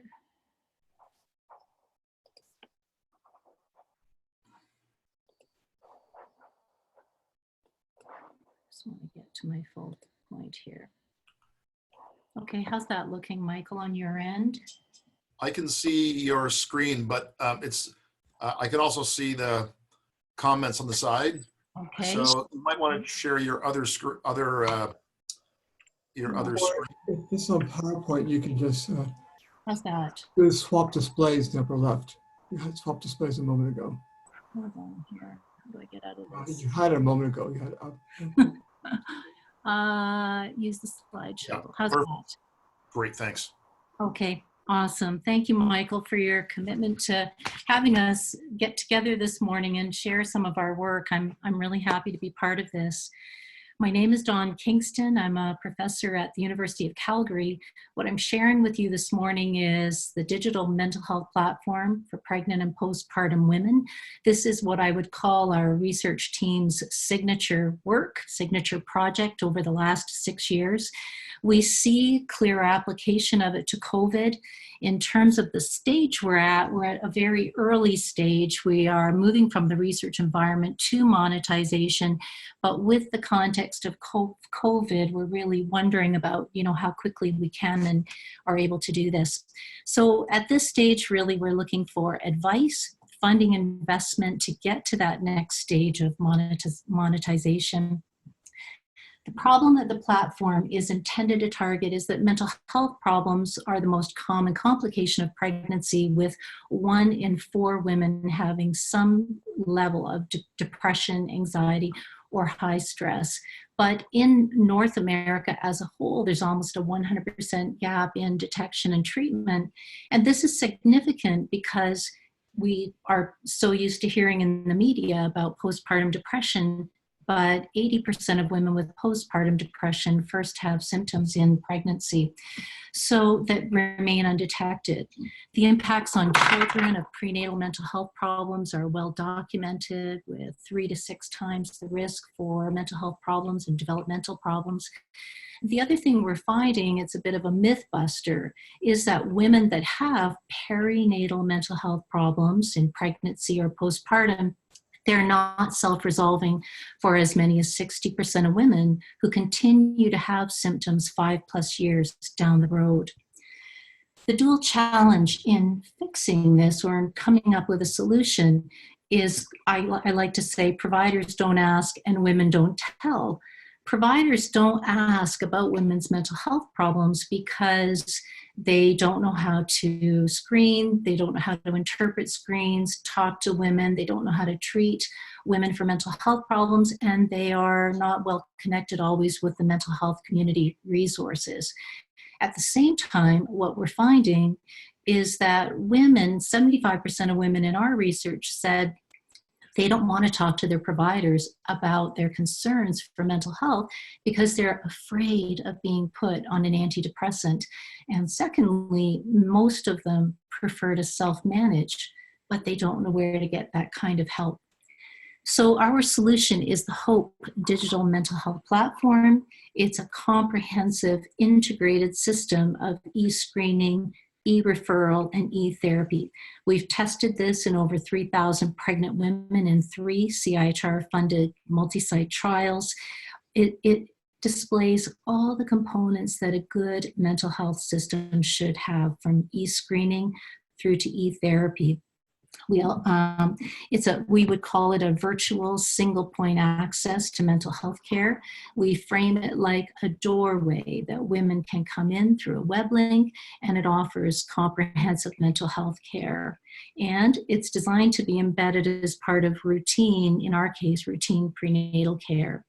We developed this as well, not just independently. This is our second iteration. And between our first and second iterations, we actually did over 450 stakeholder consultations to identify what exactly the platform needed to do. In terms of user flow, I'll show you screenshots from the platform, but just as a beginning to end kind of piece, women can access this platform through a web link, which can be distributed by their perinatal providers. It is in our testing point right now, being distributed by primary care in over 40 sites in Alberta. But it's also a part of the new antenatal record that's been designed. It is designed to be plugged into the new EMR that's coming up in Alberta as well. This allows women into the platform where they have mental health screening, actually screening for social risk as well as mental health problems, so current mental health symptoms and longer-term social problems. Women are screened in pregnancy every trimester, and then we also follow them to 12 months postpartum. And now we're starting to have women access from postpartum period as well.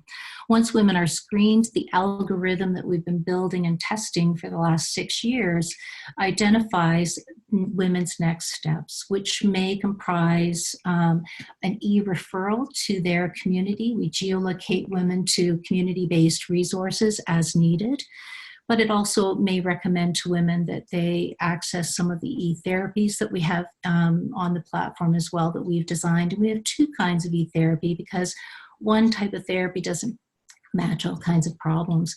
All of this information can be sent to the physician at the woman's request, and so the physician is looped into this system as well, seeing the woman's screening results and next steps, community agencies that she may be referred to, etc.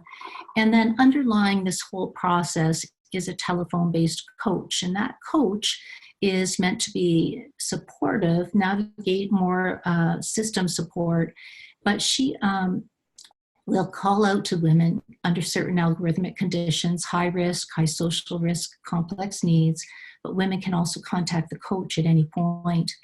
So let me show you inside the platform. This is the landing page that women would come to at the beginning. Women can view their emotional health results, complete their next check-in. We don't call it mental health, we call it emotional health. The online course, which is the online therapy, there's a tracking component, and then women can access their supports agencies as well. This is the screen that women would access when they're doing their screeners. We use validated screeners for depression, anxiety, stress, anxiety disorders, social risk. The social risks also include women's partners' relationship, their personality disorders, but it also includes substance use, domestic violence screening as well. This is the screen where women would come to see all the information about the support agencies. It includes who they can contact, how they contact, whether there's a cost associated, and then and this information is given to them on the basis of their screening and also their geolocation information. This is the online course or online therapy, one of the just one of the screens in that section. This is where women can connect to a coach. We make it quite easy. In this case, based on your sharing, you've shown signs of emotional distress. One of our trained courses, coaches would like to speak with you. So that's one way that women can reach out to the coach. We have a mood tracker. We didn't want women accessing screening whenever they were curious about their emotional health, so we implemented a mood tracker. It's kind of fun. Women can identify where they're at. It graphs it for them day by day, week by week, and also asks them to identify activities that they were doing at the time so that we can start to give them some feedback on what kind of pattern they have in their emotional health on a day-to-day basis. The unique value proposition that we see in this is its comprehensive nature with the possibility of universal access. These are the issues that plague our mental health system and have never had a solution. The idea that we have long wait times, we have low access, low availability of mental health services, and of course in COVID, these are our face-to-face services are being challenged even more. The reason that our platform is unique, there are some online mental health resources out there, online therapies. You know, we've got the new in Alberta, the Text for Hope, but these are pieces of helpful pieces. But the platform deals with almost as a system where there is screening, referral, and treatment all embedded in one place.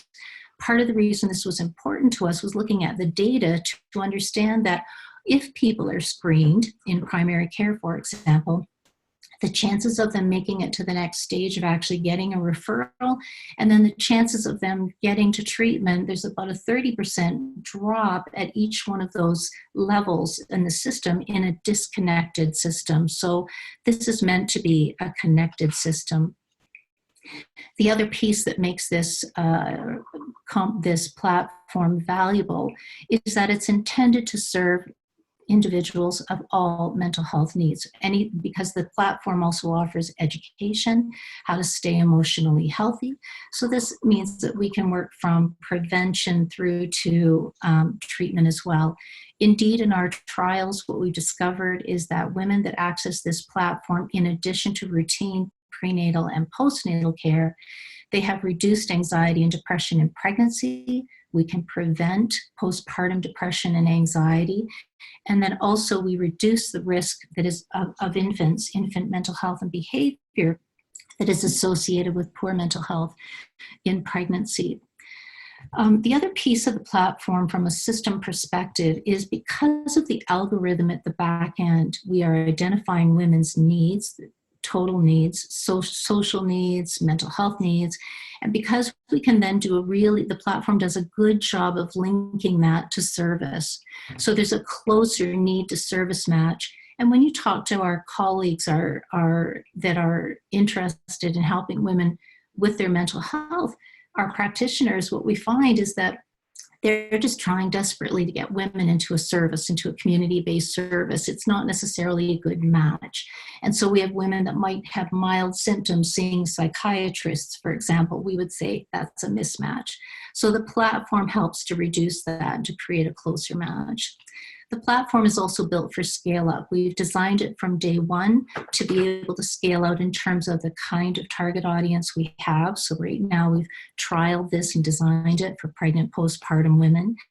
We can scale it across borders, so across geography, and then across care options. And what I mean by that is that we can continue to build in other aspects that might be helpful, different kinds of online therapy, et cetera.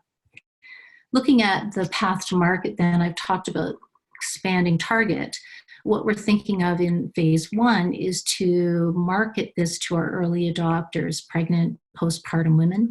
And then in phase 2, we'd like to expand to all women, including vulnerable and immigrant women, which means some translation work. And then finally, in phase 3, we'd like to go to men, maybe a phase 4 youth as we carry on. We'll see more about that. But in our minds, at this early stage, that seems to be our path to market. And I love feedback on any of these pieces. In terms of revenue streams, we've been considering licenses, for example, individual subscriptions. The only real competitor that we can think of in this field is really online therapy that people have sometimes paired with face-to-face services. And we've seen rates in Australia such as $60 Australian dollars for 3 months. So for access to an online therapy. So this platform is broader, but an individual subscription is something we've considered. We've also thought about clinic and practitioner licenses, and then organizational licenses or system licenses as well. And then finally, our key metrics really are looking at clinical outcomes is always what we're interested in. And so that's built into the platform where we've got the ability, with repeated screening to understand what's happening to women's trajectory of mental health concerns, number of total users that access the platform and their pattern of use, user feedback. We've been accessing this. Currently, we're in our final, I would call it our final trial. It's an efficacy implementation trial where we are using this across 40 sites in Alberta. And we call these sites monthly to get feedback on how women are adjusting to this, their own perspective on using this, embedding it in clinical care, et cetera. So user feedback has been critical for us. And in this most recent trial, our goal has been to twig and change and iterate the platform with the feedback that we give, so that at the end, next year, at the end of this final trial, we'll have a platform that has already responded to user feedback. And then long-term usage, we want this to be repeated use. We want people to visit the platform and use it as a source of help to them on ongoing. And that is the end of our presentation, Michael. Well, thank you very much. That's great. Katja, you had a question. So Katja asked, is there a... Hi. Oh, go ahead, please.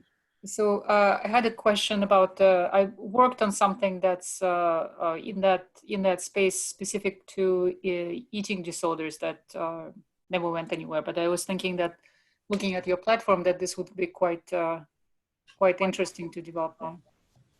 Right. Actually, we've got a few questions about eating disorders. It is an area that actually we'd like to move into.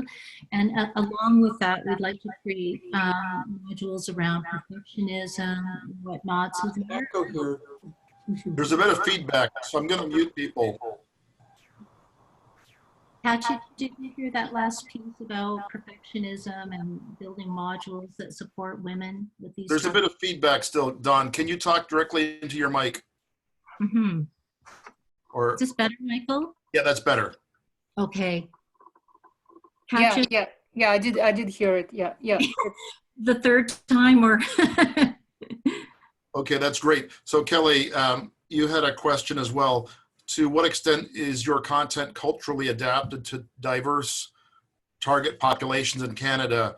Is there any content appropriate for Indigenous peoples? Yep, that's what we would call phase 2. So we want to expand it to all women. So at this stage, what we've done is built it for, I don't want to say the average woman, but a woman who does not speak other languages and who isn't Aboriginal. In our next phase of development, that's where we want to go. And we've already been establishing networks and stakeholders that are interested in supporting and partnering in this development. We recognize that that's not an easy next step. So, but that is what's on our mind. Yeah, I'm just wondering also, how do you access really isolated individuals and keep them engaged? Is there an option for group support, for example? Yeah, it's interesting. The coach plays that role to some degree, Michael, because the coach is telephone based, and you know, we've had really good feedback about that piece.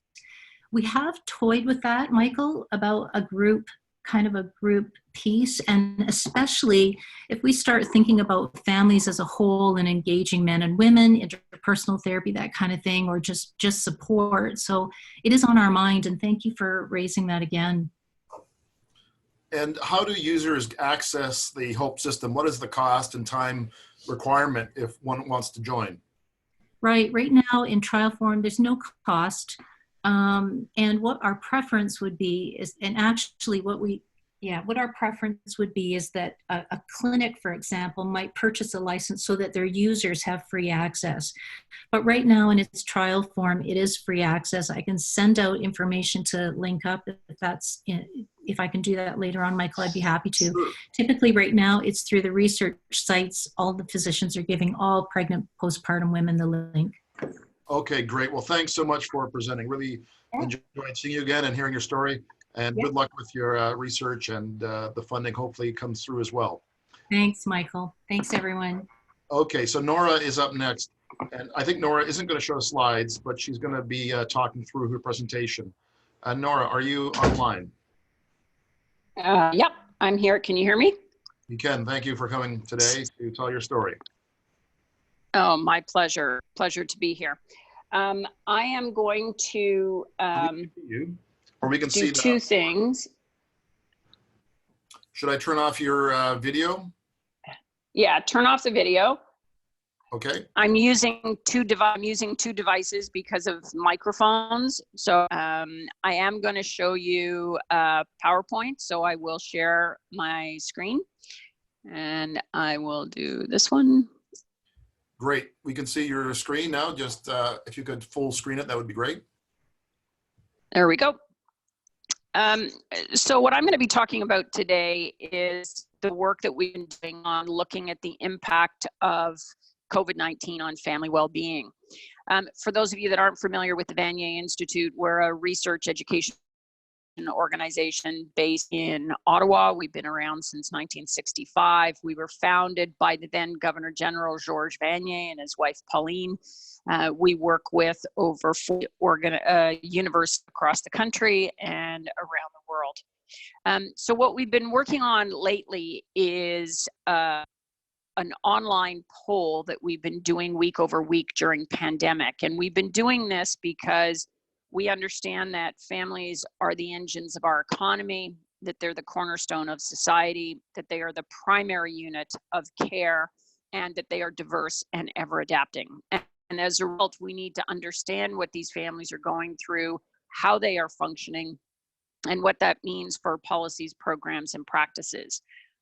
We know that relationships are very complex, that they are both physical, emotional, financial, intellectual. And so we want to get a sense of how COVID-19 and home isolation and restrictions, social distancing is impacting those relationships.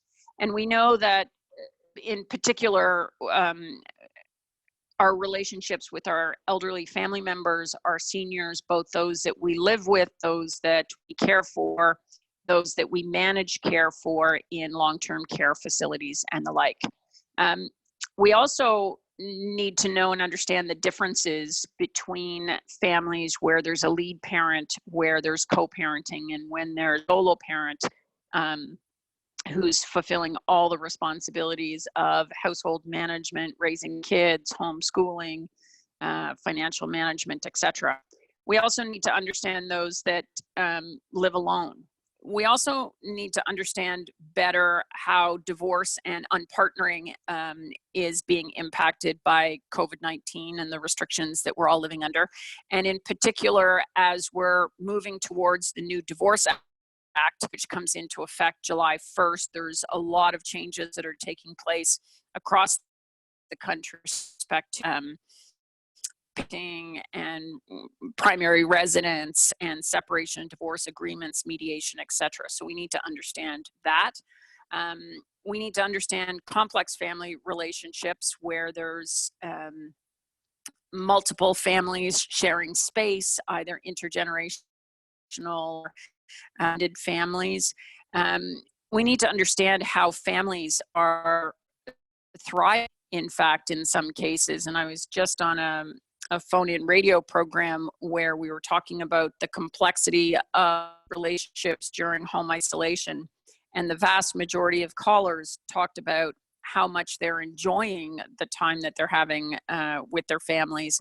And for those who are in households where there's physical space, where there's financial resources, where there's stability, security, where the kids aren't too small or aren't too many of them, and where they sense of hope and possibility, that they are in fact thriving, and they're not looking forward to either going back to the way things were or creating a new normal that doesn't continue to have some of these elements that they've become accustomed to in the last few weeks.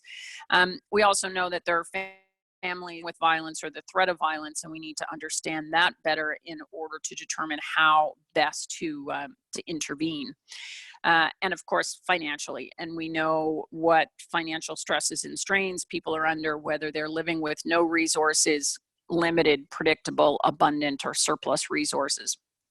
And we need to understand how all of the various financial situations and circumstances are impacted by the current restrictions and job losses and the benefits now available. And in particular, looking at everything from education and separation, we know are the pathways to poverty we're really seeing rolled out within COVID-19, and we're expecting to see more of this as we go forward. So when we think about it, we also need to understand gender diversity and the different impacts between men and women. In fact, some of the early results coming in from the week-over-week surveys are showing that men, in particular, men with young children, are indicating that there's more meaningful conversations with their partner, whether they're living together, whether they're co-parenting in two households, and that they are actually gaining in terms of their quality of their relationships and the way in which they are managing on a day-to-day basis. Many of them are also talking about how they are in a much better position as a result of COVID-19 to achieve a high quality of work and family. We also know that there's complexity in situations involving our Indigenous populations, whether they're urban, suburban, exurban, or rural. We have got some data from the North, and we will be getting some more data shortly in our partnership with Statistics Canada as a result of their crowdfunding or crowdsourcing. And so we will have new data that we'll be able to analyze from that. We're particularly interested in the things that families are most interested in: housing, food security, safety, and how they're managing their time and the abundance of time that they have available. We're also talking to families about screen time and the way in which screens are being used in a household, and whether there is one that everybody's trying to share, there are multiple and everybody has their own, and what difference that makes. So what we're looking for in terms of resources is the 4 weeks of the week polling. We've been self-funding and self-financing both the data collection and the analysis. We've been working with Léger Marketing and with the Association of Canadian Studies out of Montreal. We have a network that we've established looking at social impacts that involves a number of key players as we begin to collect this data, trying to not just look at what safety nets are available, but how we can create trampolines for people, and making sure that everybody comes out of this better than they went into it. The folks who are actively involved in the social impact network include a range of our colleagues and collaborators from several universities across the country, and we're working with our counterparts in Australia, the US, and the UK as well. The funding to date has been self-funded. What we're looking for going forward is sponsorship or funding contributions to take us through pandemic and post-pandemic. The data that we're collecting, we're aligning with both census data, GSS on families, GSS on caregiving, times, and safety and security in public and private spaces for the violence data. And the anticipation is that we will be moving forward to the next level of those. So we'll have pre, during, and post-pandemic. And during pandemic, we're looking at early, mid, and late. So we are looking at how relationships change over time and what that means, whether you have children, caregiving responsibilities, what kinds of supports you have with your employer, the kind of resources that you have in terms of physical space, etc. All of this is rolling up into a series of consultations and advisory for various ministers at the federal level, departments at the provincial and territorial level, and also with employers as they're looking at providing supports and resources for employees to manage their multiple responsibilities at home and at work. We are looking at ways of oversampling for visible minorities, families new to Canada, Indigenous Canadians, and those with disabilities. So all of that to be said, there's a ton of data that we're collecting, that we're analyzing, more that we want to and that we need to, and we're looking for financial support and assistance to take us there. I do have a couple of examples of some of the data that I can share with you. We've been looking at fear of getting it and experience with COVID over time. We've also been what people are doing with respect to their activities, how often they're going shopping, pharmacy, liquor store, etc. We've been doing some comparisons between Canada and the US and looking at the gaps. We are looking at fears and anxieties, particularly around family finances, and whether there's geographic differences as to the fear and anxiety level that people are experiencing. And we're also looking at work and family. So what's happening with employment or attachment to the labor force, and what that's going to mean to behaviors and attitudes in the home. So that's basically, in a nutshell, what we've been working on, and I will stop sharing. Thanks, Nora. That was great. Any questions from the crowd are welcome. I've got a couple questions in the meantime. Would you say that governments are beginning to restructure their support systems for longer term ways to really help those that are at risk and are providing a lot of the caring? Well, what we've been witnessing over the last 4 weeks is that there's a pattern that individuals, families, and governments are going through. And so it's a little bit like the process people go through with grief and loss. So the first week was shock, and disbelief and fear was really high, and anxieties were really high, and people were really struggling. Week 2, they were sort of fumbling and sort of getting into new rhythms and trying new things and figuring out how to maybe work sweatpants, and sort of making those minor adjustments and learning how to use Zoom and how to yourself using the space bar, like all that kind of stuff was sort of week 2. Into week 3, we got into acceptance week, and acceptance week was, okay, this is where we are today. This is how we're going to be working. People started gearing up their activities around work and education. And we're still in that acceptance stage, but the longer we're in that acceptance stage, the more people are beginning to look at what next. So now they're feeling more comfortable and more secure in what is, and now they're beginning to say, what about the future? So people are thinking about their finances and what do they want to spend in the future that they might not be spending now, that they may or may not have been spending pre-pandemic. So we're really looking at all of that. So governments are very much now today, having been through the same kind of process, are now beginning to look at what are we going to do post-pandemic, and when are we getting back? I mean, you're going to hear this in the news in the next couple of days. When are we getting back? When are we getting back? Part of that's, okay, enough of this. So the big part of that is looking at what's next. What do we want to retain? What do we want to change? And what do we want to look at going forward?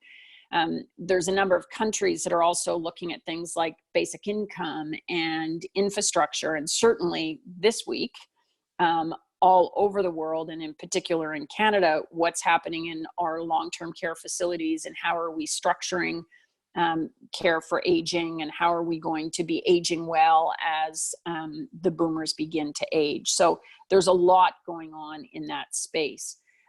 With respect to women, women are more stressed than men. However, men are in fact doing more groceries than women. And there's almost an equal male-female split on educating children, where women are disproportionately disadvantaged is many of them are in the service industry and have lost their jobs. Many of them are lower paid to begin with. So when they get their pay cut, it's a big deal. And more women are in high risk positions in nursing and personal support work. So there's a big issue there. So there is some recognition of the disproportionate disadvantage that women are experiencing. How that's going to be rectified in programs and policies is yet to be determined, but it is certainly highlighting those differences. And ones that we have identified both here and in the previous work that we've done in looking at families affected by adversity, going through trauma, dealing with climate change or climate crisis like fires and floods and tornadoes and the like, is that these kinds of circumstances and situations take any system, whether it's a family, a care system, a long-term care system, and it magnifies, amplifies, and intensifies the good and the bad. And the good stuff we're beginning to hear about: family time, calmer, healthier, happier systems. It's been magnified how much our long-term care facilities rely on volunteers, families, transient workers, foreign trained professionals,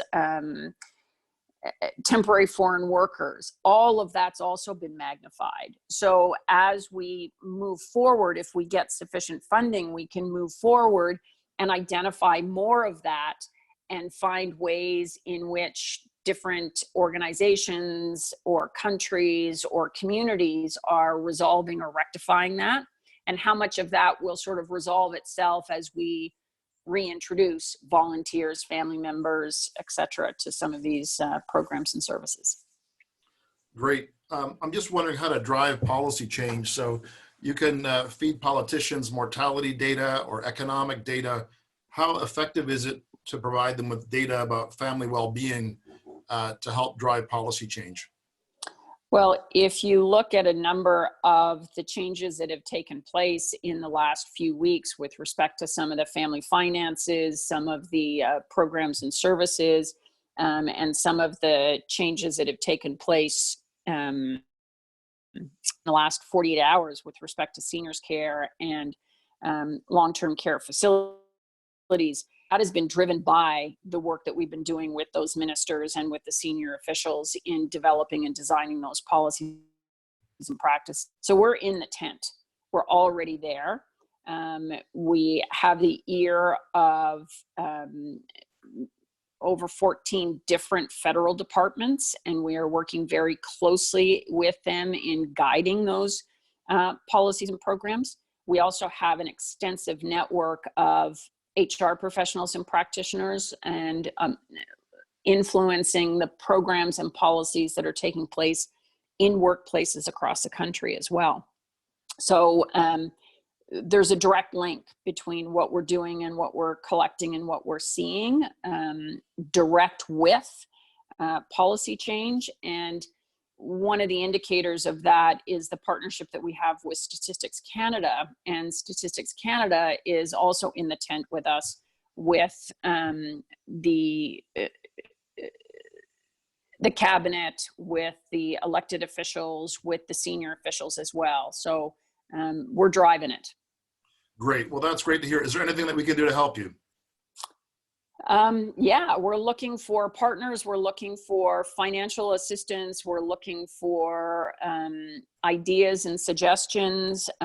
Certainly, we're wanting to continue to oversample. We've been oversampling on families new to Canada. We want to continue to do that work, and we need to get more oversampling with respect to families with unique circumstances. So dealing with addictions, dealing with families affected by incarceration and the like.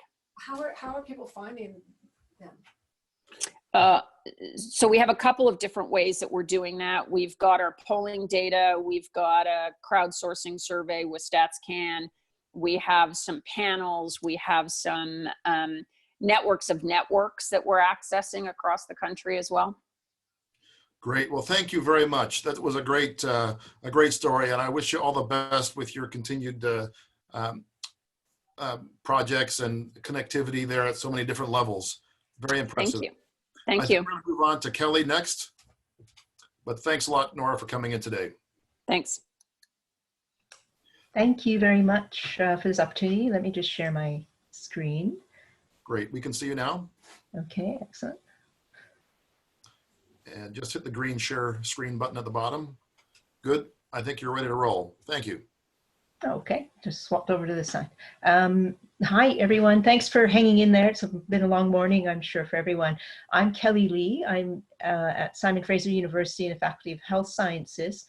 I am very grateful for this opportunity to be able to speak about one of two projects we got funded recently with the CIHR Rapid Response Call. So I'm leading a team, an international team, to better understand compliance, or more likely non-compliance, with international health regulations. And I'll talk a little bit more about that.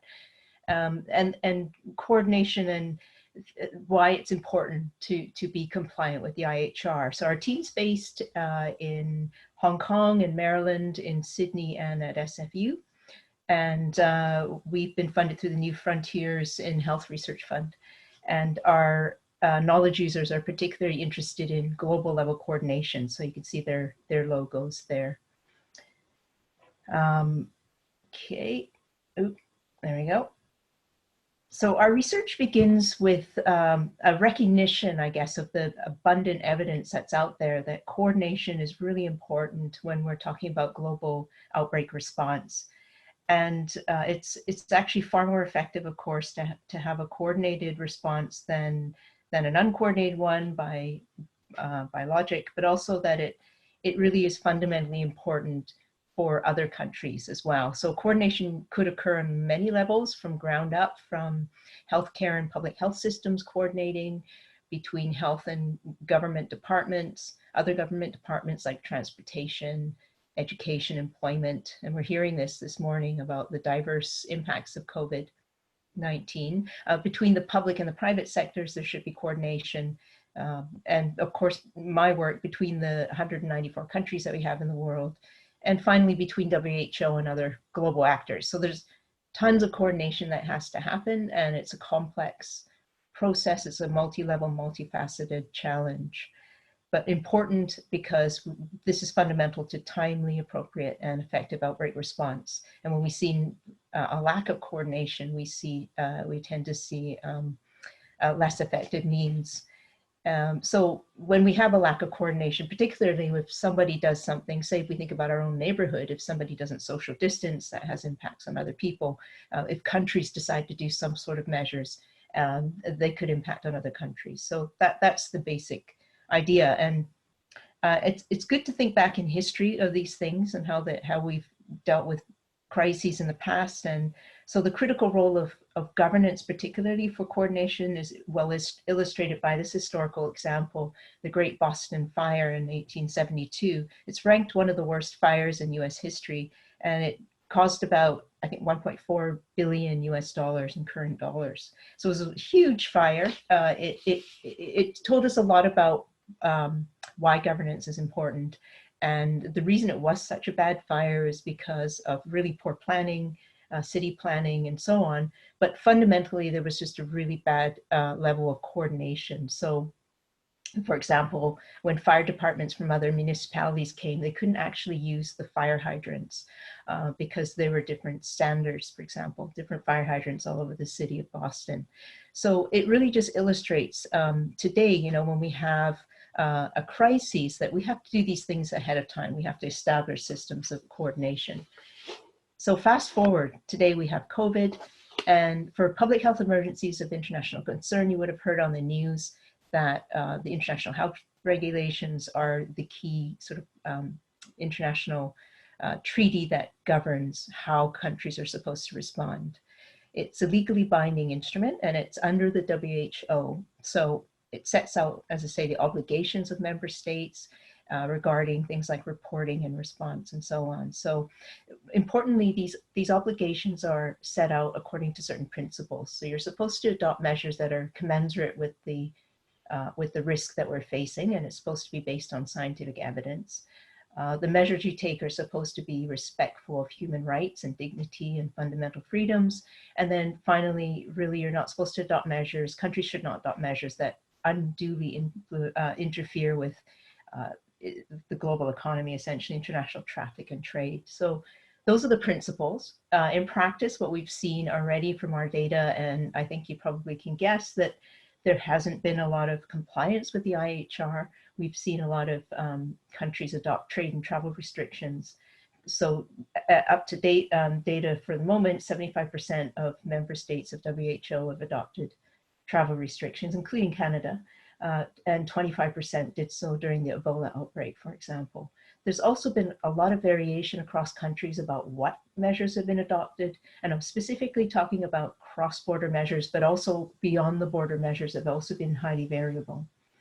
And that there is varying evidence about the effectiveness of all these measures that are taken. We still are, you know, we're hearing, you know, what does work, what doesn't work. We're going to have to do a lot of post-pandemic analysis. And then it's really important to note that a lot of these measures have impacts far beyond public health. They have societal impacts that are really unprecedented at this time. So that's what we're seeing on the ground at the moment. And you see these kind of things, these notifications all over the world. And I don't think any country has been immune to adopting measures that might be considered you know, non-compliant with the IHR. There's just a few examples. And one of the reasons why this has been the case, one explanation is basically that people are fearful. Fear causes all sorts of behaviors. It's often inappropriate. And so we're seeing that happening a lot. But what our research is trying to show is, or trying to find out really, is a number of things that trying to add to our knowledge of why countries are not coordinating in the way we're supposed to. So we're going to look at three things. First of all, understand what measures have been adopted across the board, and not just trade and travel restrictions, but border entry and exit policies, mandatory quarantines, what else? All sorts of things that are at the border. We're then going to look at doing systematic reviews of the evidence of what the impacts are of those various measures. And then we're going to talk to decision makers in 4 locations, including Canada, but also US, Hong Kong, and Australia. I'm just trying to understand why these decisions were made, when, and what sort of drove adopting of specific measures. And then finally try and bring this together. And that's basically what I wanted to talk about with this group, is that why are we doing this? Well, we're doing this because we want to help decision makers to make better decisions. we don't want people to be driven specifically by fear alone. Obviously, we need to, excuse me, we need to have better evidence-driven, evidence-informed decisions. So what we're trying to do, I guess the challenge at this point is to decide how do we pull all this data together and make it useful for decision makers. We've already started all of this data collection, actually. We have a good data set going on the cross-border measures, and we actually have data from previous outbreaks, from previous public health emergencies to compare with. So that's been quite useful. We've done started our systematic review. We have a protocol. We've also done a rapid review for WHO already on travel restrictions, which is fed into their thinking. So, and our case studies will begin this summer. So what we want to do is, maybe what I'm putting out there is, okay, so what do we do with all this data? And the idea is to create some sort of data analysis platform, a kind of tool, an app of some kind, so that if you are a decision maker and you're trying to decide what measure to adopt, when to adopt it, how to adopt it, but also when to withdraw it, when to take it off, lift a restriction.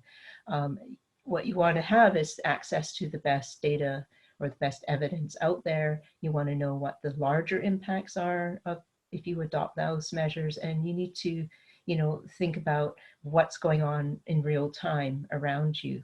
So we think that that would be a way of getting decision makers to think more carefully about their decisions. You know, I know they're overwhelmed, but essentially, in summary, better decision making is really critical to improving outbreak response in individual jurisdictions and also improving coordination across those jurisdictions. And so why is this important? Well, first of all, because, you know, it optimizes the public health response. We want to control the transmission, reduce infection, save lives. That's fundamental. But more broadly, we want to get decisions right because they have wider implications on societies and on people. And we've seen this with COVID, you know, unprecedented economic and social impacts. We want to have decisions that are evidence-driven and enable the decision makers to make those decisions by weighing up those public health and wider impacts. So we want to remember the Boston fire and, you know, be better prepared next time. So that's our project. What we're open to is maybe we've been talking to some private industry partners that are interested in maybe helping us with the software. I'm thinking very much of putting a proposal into the digital technology supercluster with the partner and trying to get that advanced. But nothing's been, you know, we're really early days. I'd love feedback, and I also, you know, still looking for some partners if you think that this is something you'd like to be involved with. So thank you very much, Michael, for this opportunity. Well, thank you, Kelley, for telling your story. There's a question from Katja. Yes. Yes. So are you aware? You probably are, but I'm just trying to connect the dots, as I usually do. There is a systematic map on COVID-19 coordinated by the Norwegian Institute of Public Health. Yes, yes, there are, and I should have said, you know, we're not the ones who are going to be providing all this data. What we want to do is pull on those sorts of sources, because there's a lot of work going on at the moment, and much more than we could ever muster together. So this kind of decision tool would pull on those sources, and they're really, really useful. Initially, we want to kind of design something that pulls on our data, but eventually, you know, pulling on, for example, Professor Prabhat's data, that would be really useful. For the Norwegian data, there's all sorts of data that actually could feed in to some sort of dashboard. I'm not quite sure yet.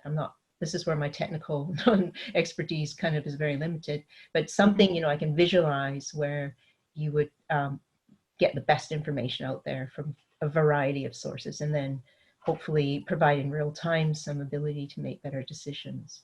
So thank you, Katja, for mentioning that. That was a really good example of data out there.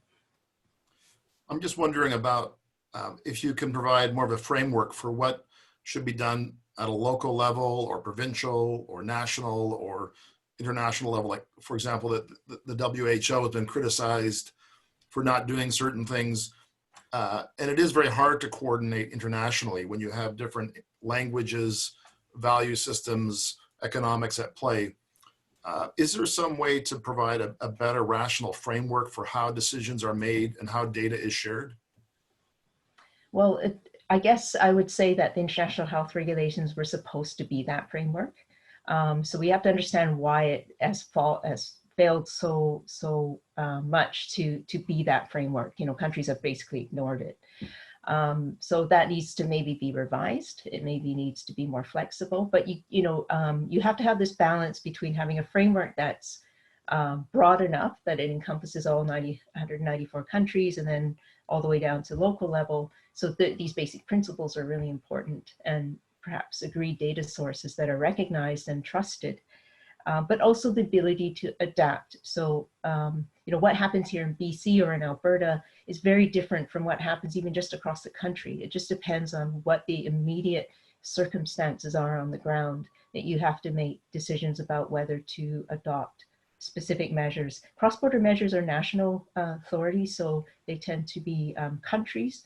But I would imagine like something like this could be useful for more local authorities to say, I think people are talking about closing interprovincial travel, for example. And we've got to think kind of what's best, when should we do this? When can we lift it?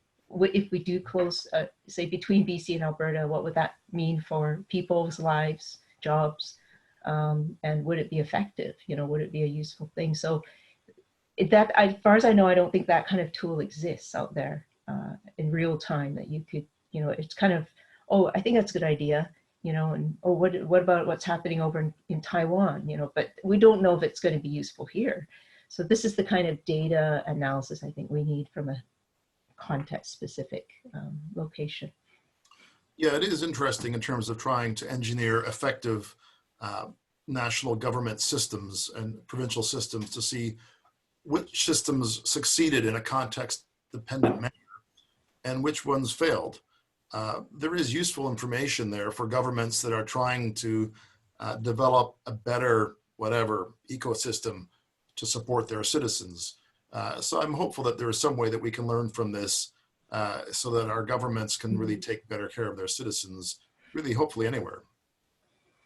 Absolutely. I don't think any country is going to get an A+ in this outbreak. It's pretty variable. And, I think Canada is probably getting about a B at the moment. And, and across the countries, there's different provinces are doing differently. So there's a lot of postmortem analysis to be had. And it's part of it. I know that President Trump has now pulled his funding from WHO, which is to me the worst thing that he could do. And, it's opposite of what we should be doing. It's just strengthening the coordination, if anything. So. Okay, well, thank you so much for presenting great insights. And I really appreciate your time today. Appreciate it. So our last speaker is Adam, who I think had the night shift on the floor at the Stollery Hospital. So thank you so much for coming in today, Adam, and telling us your story. So if you could just share your screen. Oh, sure. Okay. String. One more click here, I think. There we go. Perfect. Just full screen it and you're ready to roll. Full screen it. All right. Or you can just scroll through as well. You don't need to. I think it's not a PowerPoint, so just scroll through. Yeah, this is just basically just some contact information I just wrote down here. That's fine. Yeah, sorry if I'm a little bit slow today. I just finished a night shift at 8 o'clock this morning. I work at the Stollery Children's Hospital. I'm a pediatric transport nurse. I've been nursing since 2001 after graduating at the U of A. Spent 8 years in pediatric cardiology, had some great experiences there, including charge nursing and also running ventricular assist devices, also known as Berlin heart and other forms of artificial cardiac support. Then moved into pediatric ICU in the Stollery as well, where I functioned both in the pediatric cardiac ICU and the pediatric med-surg ICU. And again, had the opportunity to develop numerous skill sets from being able to run portable bypass, otherwise known as ECMO, or renal dialysis, and then moving into the transport position, which I've been doing probably for about 10 years. That includes flying around locally here with STARS, Alberta Central, and also using ground ambulance to retrieve critically ill patients to bring them back to our ICU, where we take care of them there. As I'm on standby, I'm stationed in the ICU and part of the pediatric code team in the hospital. So having this experience since 2001 and all of these different challenges being faced, including charge nursing and all these other skill sets, really noticed the problem facing many healthcare institutions, which is staffing related. Often we'd have nurses that, and it's with any industry, have unforeseen absenteeism, whether that be a sick call or a family emergency or any other reason where staff weren't able to come to work, and then ending up having to run shorthanded, and in many cases even requiring a specific skill set that not just all the RNs on the floor or in the nursing ward would have, due to all the different various levels of training that RNs could have. So the issue then became for the charge nurse to reach out to find somebody in a hurry to fill the vacant shift with that specific skill set. And so it was back in, I think, 2010 or 11 where we had a moment in a shift where we had to actually cannulate a patient onto portable bypass due to cardiac arrest. And the issue at the time was that we didn't have enough of the skill sets in-house. So that became a real challenge in a real hurry. And at that time, I recognized it was time to try and find a solution to deal with staffing absenteeism in events such as this, or even in future events. Now, the way things currently work is that the absenteeism call comes into the charge nurse picks up the phone, calls the staffing office, marks the nurse down ill on the sheets, makes assignment changes, and then proceeds to try and carry on the day in dealing with patient-related tasks, liaising between the physicians and nurses to ensure that all appropriate things are covered as needed to be in the unit, and realized that it was time to build a solution where we could have instant connectivity to off-duty staff with specific skill sets. And so began programming this Android, Apple, and iOS application, not iOS, web, in the fall of 2017. And it completed in the summer of 2018. And so the application is called StaffingCall.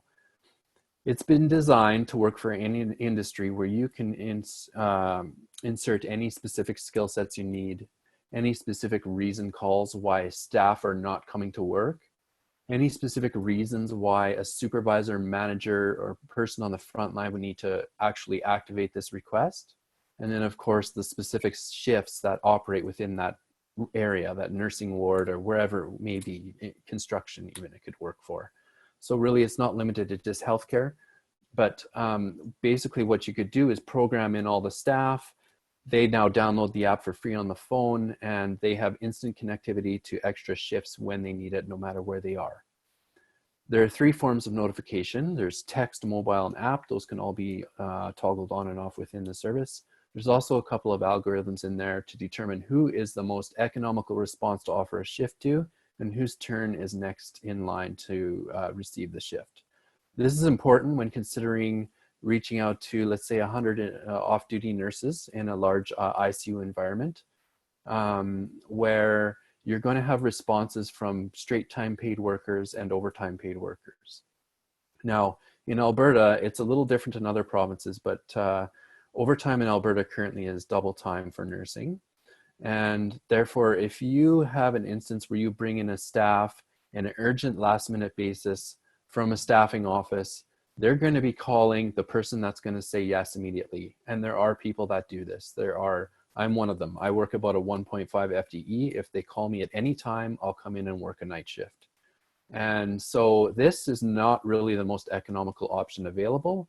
And you often hear off-duty nurses who would be straight time paid as casual or part-time workers stating thereafter that they would have loved to have the opportunity opportunity to work, however, weren't contacted. And so the issue becomes, how do we reach out to these off-duty staff? You know, the historical way has been pick up the phone and start calling through the list of people, but that's not, it's far too time consuming. It's not economical, and that's where I believe this app has the strength and the power to, you know, immediately affect staffing numbers on the front lines, which affects so many different stakeholders: families, patients, governments, taxpayers, surgeons. You know, we have surgeries that are canceled due to not enough staff or not enough beds or patient backload, you know, from the ER all the way up to the nursing wards, or we can't discharge a patient from an ICU to the nursing ward because there's no one to take care of the patient up there, and it's just unsafe patient nursing ratios. So that's where I feel the strength of the app comes into play. Current challenges right now with the app is that it's just me, alongside working about a 1.5 in the hospital permanent night shift. And so my challenges have been working alone at this as far as marketing and sales go. Still working on my marketing department, or marketing materials. Everything that you see online, for example, the website is something that I've done, and all of my other landing pages that I've created. So I need real assistance with that and sales. I don't have a sales team, and it is definitely something that I struggle with. Thirdly, most importantly, I need somebody to come and join forces with me, a programmer that can keep my app up to date. What people don't understand is that with any mobile application, anytime that Apple or Android update their operating services or system, apps can break. And if you were to leave them alone and not keep them up to date after a certain length of time, they would stop working. And so my app is, by the end of June, I need to have StaffingCall updated to the new Apple operating system, or it's simply going to be potentially having troubles, and they may not even actually host the app. So very soon I need assistance with, you know, a graduate student or somebody willing to help me with this service and keep it alive and running. Currently, to help with the COVID-19 situation, I've offered the app free to emergency departments and ICUs. It would take probably less than 2 days to set up about 150 users, and all of those users can be in the system and ready to go. I've had a team lead reach out to me from University of North Carolina in an emergency department, where their issue is that they need to bring staff in from other departments to help fill or to help assist in the emergency department. And in this instance, StaffingCall would be a perfect solution for them, where you build in all the different resources, and then the supervisor has it on the phone, proceeds through the 7 questions, staffing request goes out, responses come in, you select the person to offer the shift to, and it's done. So that's basically where StaffingCall is in a nutshell at this time. All right, thanks very much, Adam. I'm wondering about the competitive landscape. What other products are there out there that are currently addressing this need? So there are products out there that are addressing this need. They don't all offer the same type of notification. Many of them also are complete HR related systems that offer scheduling and payroll and, you know, onboarding systems and that sort of thing. StaffingCall has been designed as a bolt-on that can run independently of current systems in place for HR related needs. So, for example, in the university, or Alberta Health Services uses a program called Kronos, which is worldwide HR program, and that handles all of the, you know, the schedule building and you know, shift swaps and that sort of thing. I don't have that capability at this time, although in the future it would be nice to be able to build in a scheduling system into the service. Mine is basically a means, it's a means to send out notification to the skill set. This doesn't mean just text messaging or emailing and going through one by one or creating a group of people. It's quite sophisticated in that I can put in 100 different skill sets and I can put in all the specific shifts. I can offer staff the opportunity to program their availability into apps so that they're only receiving shift requests when they are actually available to work. They're not getting requested while at work, whereas some of the other systems do this, or they're not getting requested or called when they're actually truly unavailable. They just finished a shift, they're just going on to a shift, or they just have a special occasion. So there are notification systems. Competitive landscape is there. I do have more detailed information in my market assessment. However, I just can't recall all those businesses off the top of my head right now. Sure. Marnie had a comment. Do you want to ask or comment, Marnie? Sure. First of all, Adam, thank you for your presentation. I wonder if there could be application to school systems who are often scrambling to find substitute teachers on the spur of the moment. Also, you mentioned you're looking for a programmer. An organization of tech founders in Edmonton called Startup TNT. They shared a list of programmers and various people with tech skills that are looking for work or gigs. I can get that to you if you'd like. Yes, please. I would love that. Thank you. I actually just became part of that group last week. I was invited to it. I was introduced to them from Rick Davidson at Alberta Innovates, who I've been working with through the micro voucher program. But yes, this absolutely, this service would work for education systems as well. All right, thanks, Adam. Am I clear? Can you hear me? We can't hear you very well right now, so maybe just speak a little closer into your mic. Oh, sorry about that. Is that better? Yeah, I can hear you better now. Your screen is locked up, but now we can see you again. Yep, good. I'm also wondering if you've been in contact with Manpower, Alicia and others there. They have a program to train people up or to retrain people up from various industries to develop computational skill sets, and they have a summer work project program. Has Manpower been in touch with you? No, they haven't. Okay, I'll send you the details for Manpower. Thank you. In terms of the education sector, it's a bit complicated in the sense that you're working with children. And so teachers need to have, be certified to work with children. And so, and maybe the same is true in the healthcare system, that if you're looking to bring new people in through your app, there needs to be a quality assessment of the people to make sure that they're appropriate for the task and there aren't safety or insurance issues. Can that be implemented as well? Like, for example, if a nurse may or may not have the right technical skills for that application, but is reskilling. And right now with COVID-19, there's a lot of doctors and nurses that are reskilling or adapting.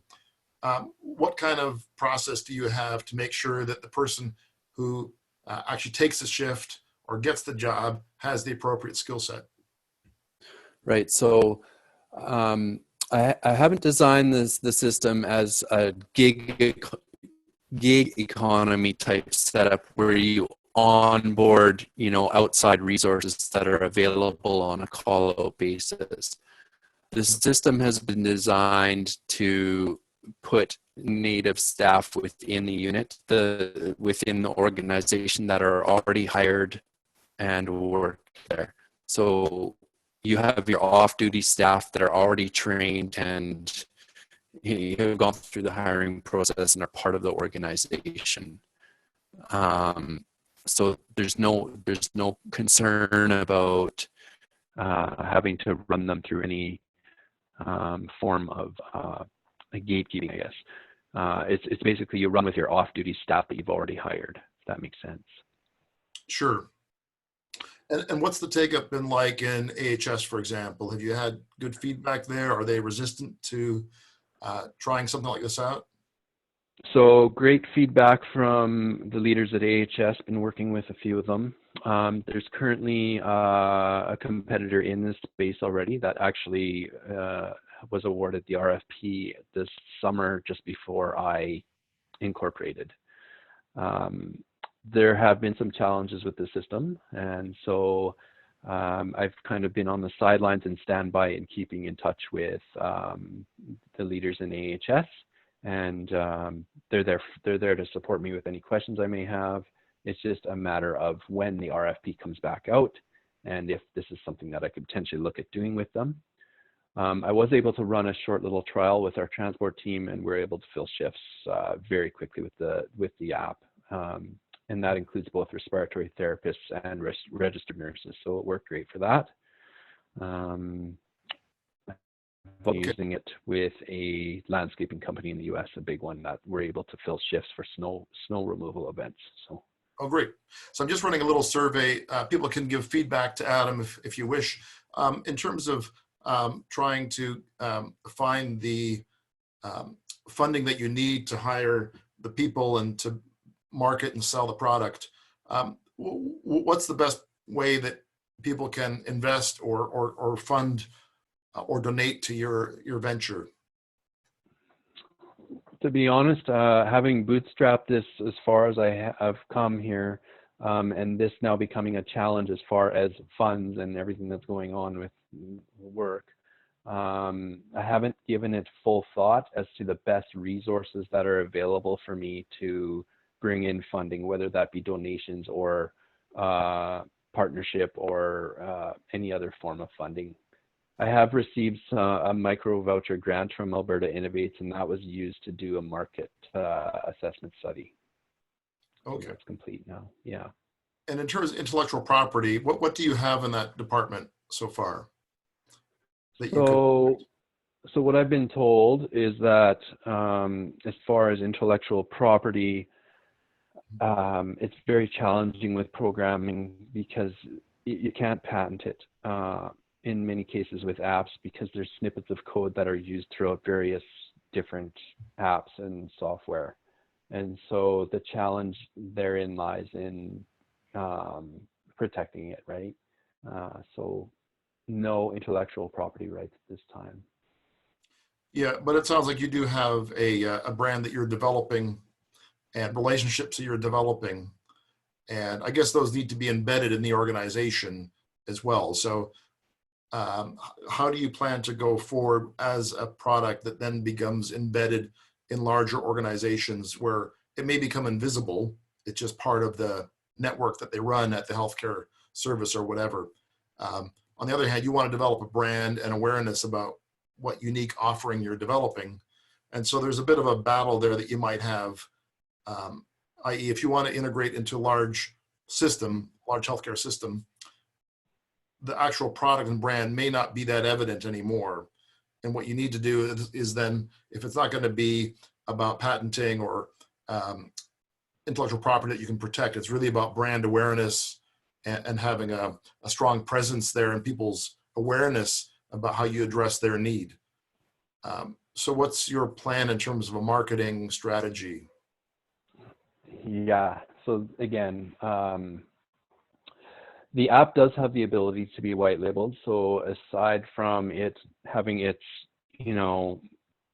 branding on the App Store, once the system's built and the app is downloaded, you can put in company logo and it appears as if it's their product. At which point, marketing, that's a challenging question. It is something that I'm going to have to explore a little more. And again, this is also why bringing somebody on with a little bit more expertise in this sort of area would be very helpful to me. Well, it's very impressive what you've done, and you're already working 1.5 times, long days. And so I'm very impressed that you've gotten to where you have today. And if anybody can offer any help, we can definitely offer some connections to get programmers, because I think that sounds like a critical need in the next few months. And then if there's any employers as well, maybe that we can connect you with. I don't know if the private healthcare system is another slightly more adaptable system for these kinds of solutions. There might be other markets as well, but I guess you got to choose which one to go for in the next few months to really make sure the product sings in that space. So in any case, we've got a bit of feedback here. I'll leave the feedback window open. Wish you very well, Adam, with your journey. And I hope you get a good sleep, and do let us know if we can do anything else to help. Okay, thank you so much for this, Michael, and everybody. Okay, so contact Marnie and I'll also be in touch. I'll give you her details if you don't have them already. Okay, great. Thank you so much. Okay, thanks so much everybody for joining in today. I really appreciate you sticking around. And I'm going to close the meeting now if that's okay. And I'll share the video with the advisors and the funders, and so that they get your story as well after the meeting. Okay. All right, so I'll give you Marnie's details. I'll send out the list of the attendees, so you'll see that shortly. Thank you so much. Okay, thanks. Really appreciate it.